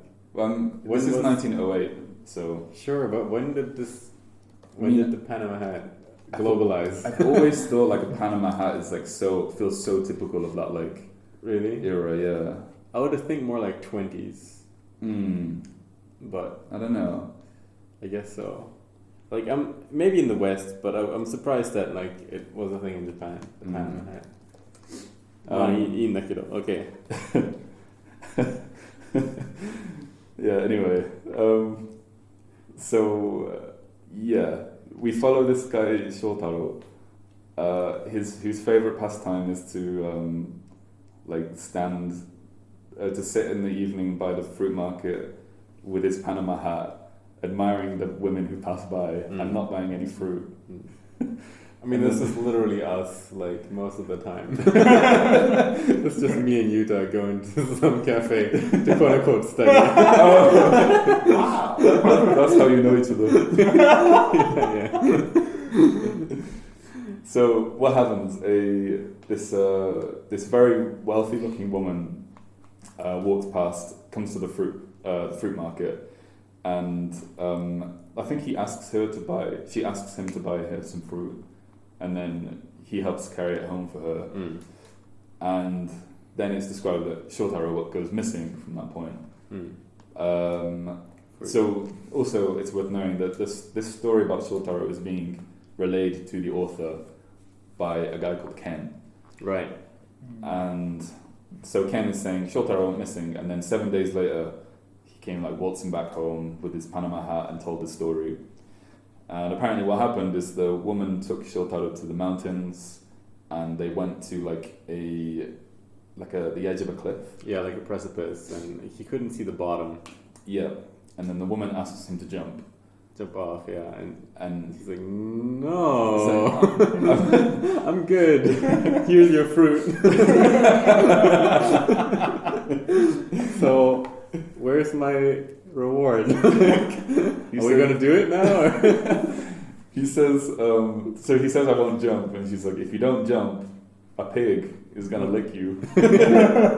豚に舐められるってなんかそういうことはあるの？いやないか。でもやっぱり豚はあれだね。まあ豚に真珠っていうプロバーブあるけど。Yeah, the swine pearls before swine. それ聖書だね。そうなんだ。そう。あ、そうなんだ。Jesus。そう。なんかこう何も分かってないみたいなイメージあるよね。So, yeah, there's no clear thing of pigs licking in Japanese culture as far as Yuta knows and as far as we know. There's probably some videos you can find online. But I think it's described specific fetish. Shotaro hates pigs. Yeah, it's one of the things Shotaro hates the most in the world is pigs. There's pigs and one other thing that I didn't understand. Yeah. What was it? 何が豚ともう一つが嫌いみたいな。書いてたっけ？そうだね。なんかちょっと分かんなかったんだよねあれ。But anyway, so we can get back to that. You guys can look through. Yeah. So what happens after is he decides not to jump, and what happens after that is a pig comes to lick him. So this pig comes to try and lick him, and he knocks the pig off the cliff with his cane. And then he sees another pig coming, and he knocks that one off as well. And then slowly it dawns on him. He can just see this huge black line of pigs stretching off into infinity. They're all looking at him, wanting to lick him. All looking at him, coming towards him in a single file. And he realizes every time, he doesn't even need to force the pig off. He just taps the pig on the snout and it rolls over. It just rolls over. So he does that for 7 whole days. 7 days and 6 nights. Yes. And then, he's so tired from this whole thing that a pig finally licks him, and I think he falls off. Or he collapses. He collapses. He doesn't fall off the cliff. Okay. Then I guess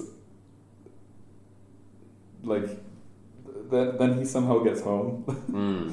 And then I think Ken ends up getting Shotaro's Panama hat.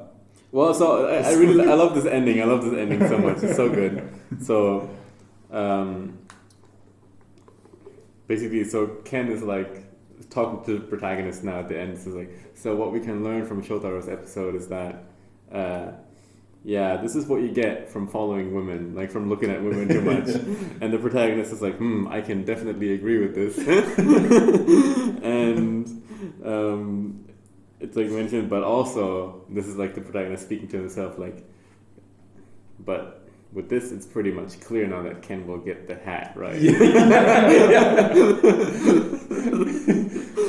This hat is so central to the story. Shota wa tasukarumai.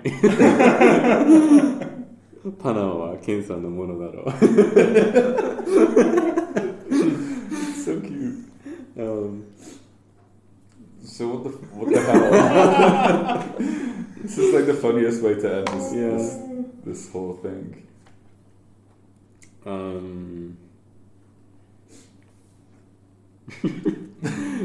I feel like there's some metaphor here with the like, if you like get fooled by a woman, you get licked by a pig, something like, you know. Maybe, yeah. And there's something I was thinking. But what about the hat? なんか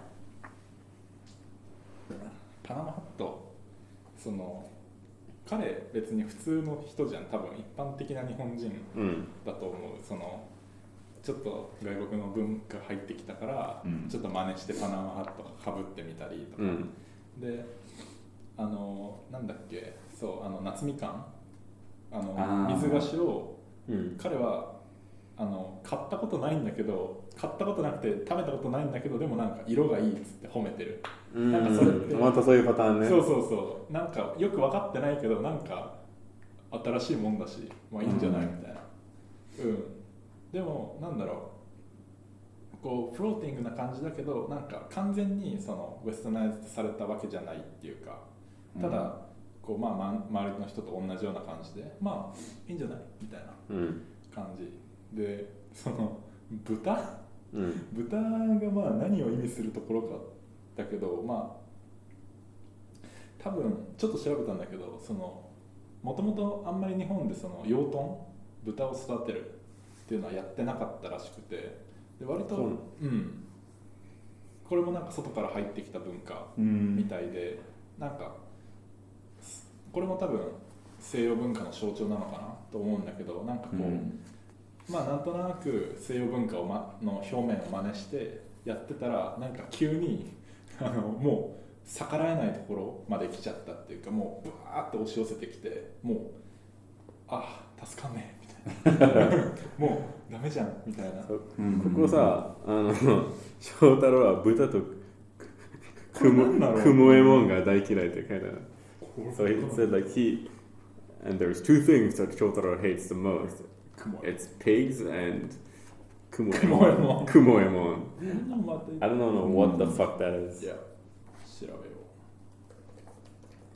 よう。Okay, but yeah, as Yuta said, so basically there is again a kind of parallel here to the westernization where he's in front of the shop, like admiring these what is it, like fruit like an things, orange. yeah, and he's like doesn't really know what it is, and he's never bought it or ate it, but he's like, oh, it looks nice, and applauds it with the rest of everyone. Yeah, and I guess it's the same with the woman as well. Like he's woman watching, and so Yuta also pointed out that pigs apparently weren't eaten. Like they weren't like kept as livestock. I think there was a period where it was like eating meat there was like a period where eating meat was actually like illegal under like a certain like what's the word, a certain like era, I can't remember, don't know the details, but there is another thing I thought was, so the basically this could be an idea that like the pork is supposed to represent like something like some Western kind of outside force, and the fact that it keeps moving in. I thought it was kind of interesting the way that the line of pigs was described. It's kind of like mechanical, like factory, like true assembly line, like this, which would have been a very modern, like contemporary concept, like a very new concept. Just imagining something as like being infinite, and like an infinite line of like the same thing doing a repeated action is a very like modern idea that we associate with like with assembly lines and factory production. So yeah, maybe the pig that also supports the idea of the pig being kind of a Western thing. Okay, Yuta looked up about kumoemon. いや、クモエモンってなんか人の名前、まあもちろんそうだね。で、三味線に合わせてなんか歌うようなことをしてた人らしい。なるほど。それは伝統的な内容とか。伝統的なことだと思う。じゃあ豚とクモエモンが嫌いと。そう。ちょっとね、一見矛盾するかのような気はするけど。So he hates pigs and like Kumoemon, who is apparently the name of a somewhat famous player of traditional Japanese music. Entertainer. So a contradiction maybe between his dislike of traditional culture and his dislike of pigs, which could be this Western thing. その豚っていうのをもうちょっとあれだね、明確にしたいけど、彼いやどうなんだろう、いや分からんけど、なんか西洋のもの、まあ今の日本人もそうだけど、なんか外国すげえみたいな。He's wearing the Panama hat. Yeah. And like おかしい珍しい、でもなんか多分まあ違和感っていうかわかんないけど、なんだろう、難しいな。豚って何なんだろうね、絶対西洋の文化だけど、なんだろう、そのいろんなものが入り混じってるけど、でも多分彼はなんかまだなんだろう、日本の心じゃないけど、なんか多分残ってたと思うんだよね。でもそれをもう完全に豚によってで翔太郎は助かる前で、パナマハットはケンさんに受け継がれたわけだよね、で多分ケンさんも豚にやられるんだよね。そうにもう豚のこのグループがバーってきて、もう everyone fucked. So Ken got the Panama hat in the end, so he's probably going to be the next one getting That's like 豚が並んでるんじゃないですか。で、なんかケンと翔太郎も同じように並んでるんじゃないですか。なんか次の人もある、次の人もある。Like it's being passed on like between the people as well. The pigs come as this thing. Maybe there's some like imagery there, I don't know. Like yeah, he's the next, and then who's after that? But why like one person? Why like one hat? And why did the woman want him to jump off? And if we could maybe say it's about like, like the propagation of like Western culture, then why is it just one person and one hat instead of loads of hats or something? I don't know. Well, the pig could also be like people like swarming to, like the masses swarming to like the not thinking about it, just applauding like the new thing. Yeah. So like if you have the hat, then the pigs want to come lick you or something. Yeah.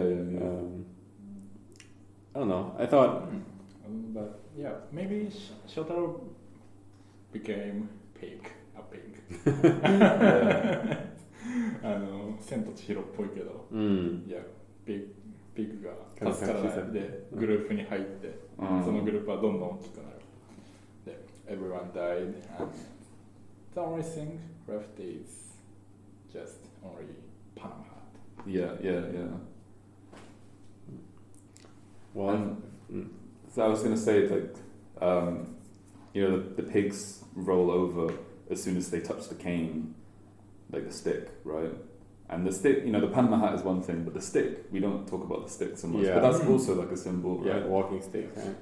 Of like modernization. And maybe in a similar way, it's like when you're touched by, there's like a, like the what are they? In America, you have the churches where they like, they give you baptism, not baptism, it's like an exorcism, not an exorcism, it's like... They touch you and you're blessed. You touch them blessed with a and they touch them on the head and they're like, oh. Similar, like, you get touched with a cane and they're like, oh. Alright. It's a brush with like modernity, right? Or like the whole like, gaigoku suge to you. Even if you're just tapped with a stick, you're like, I touched the foreign culture. Well, in Ken's words, まあだからあんまり女を見るの良くないよね。Cool. In some ways, it's not good to look at women. This is where we'll get you. Getting licked by the pigs. Exactly. Okay, closing thoughts on the whole thing. なんか作品全体としてなんか思ったこととか。結構西洋化について話してたんだけど、他にどうだろうね。まあとりあえず Did you like it? Oh, I like it. Yeah, you liked it? Yeah, it was really Yeah, I really enjoyed it. すごい今に通じる話がね、あったと思うし、It's super short and like there's so much to talk about and Yes. think about with the stories. It's a lot to kind of learn, I think. Yeah. There is an English translation, and I think you could get something from reading it for sure.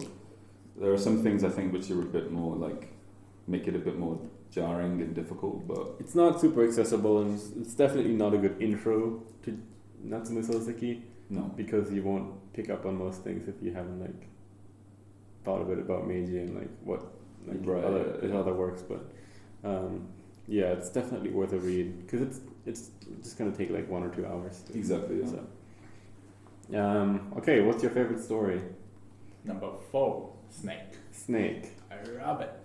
The snake one is really good. Yeah. なんかそうあなた結局何したいのっていう、なんかことをすごいメッセージとして感じる。なんか、いや、ハンカチヘビにする。いや、it's fucking bullshit. いや、それは周りの人の意見。本人はバカなことじゃないと思ってる。もう真面目にやろうとしてるよね。だから、そう結局 What do you want to do? って感じ。I have to think by myself. Yeah. Yeah, that's a good one.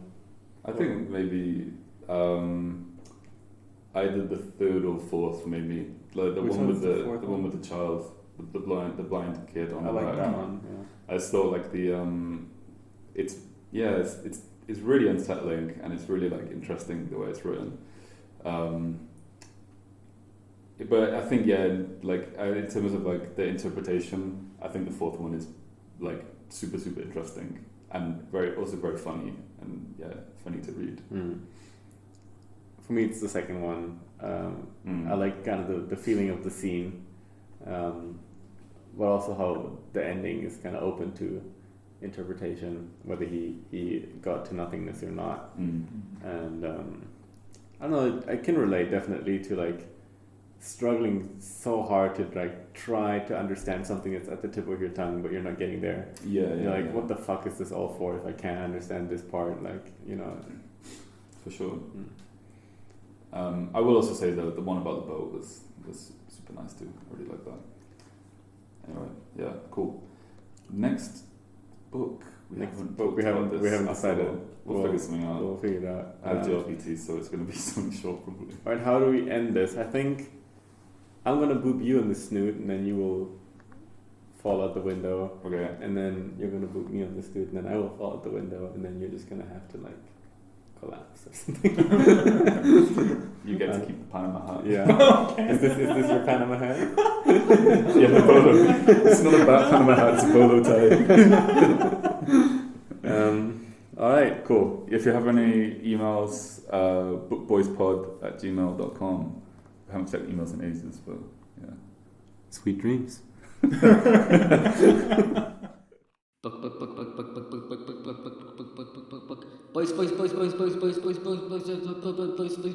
Boys.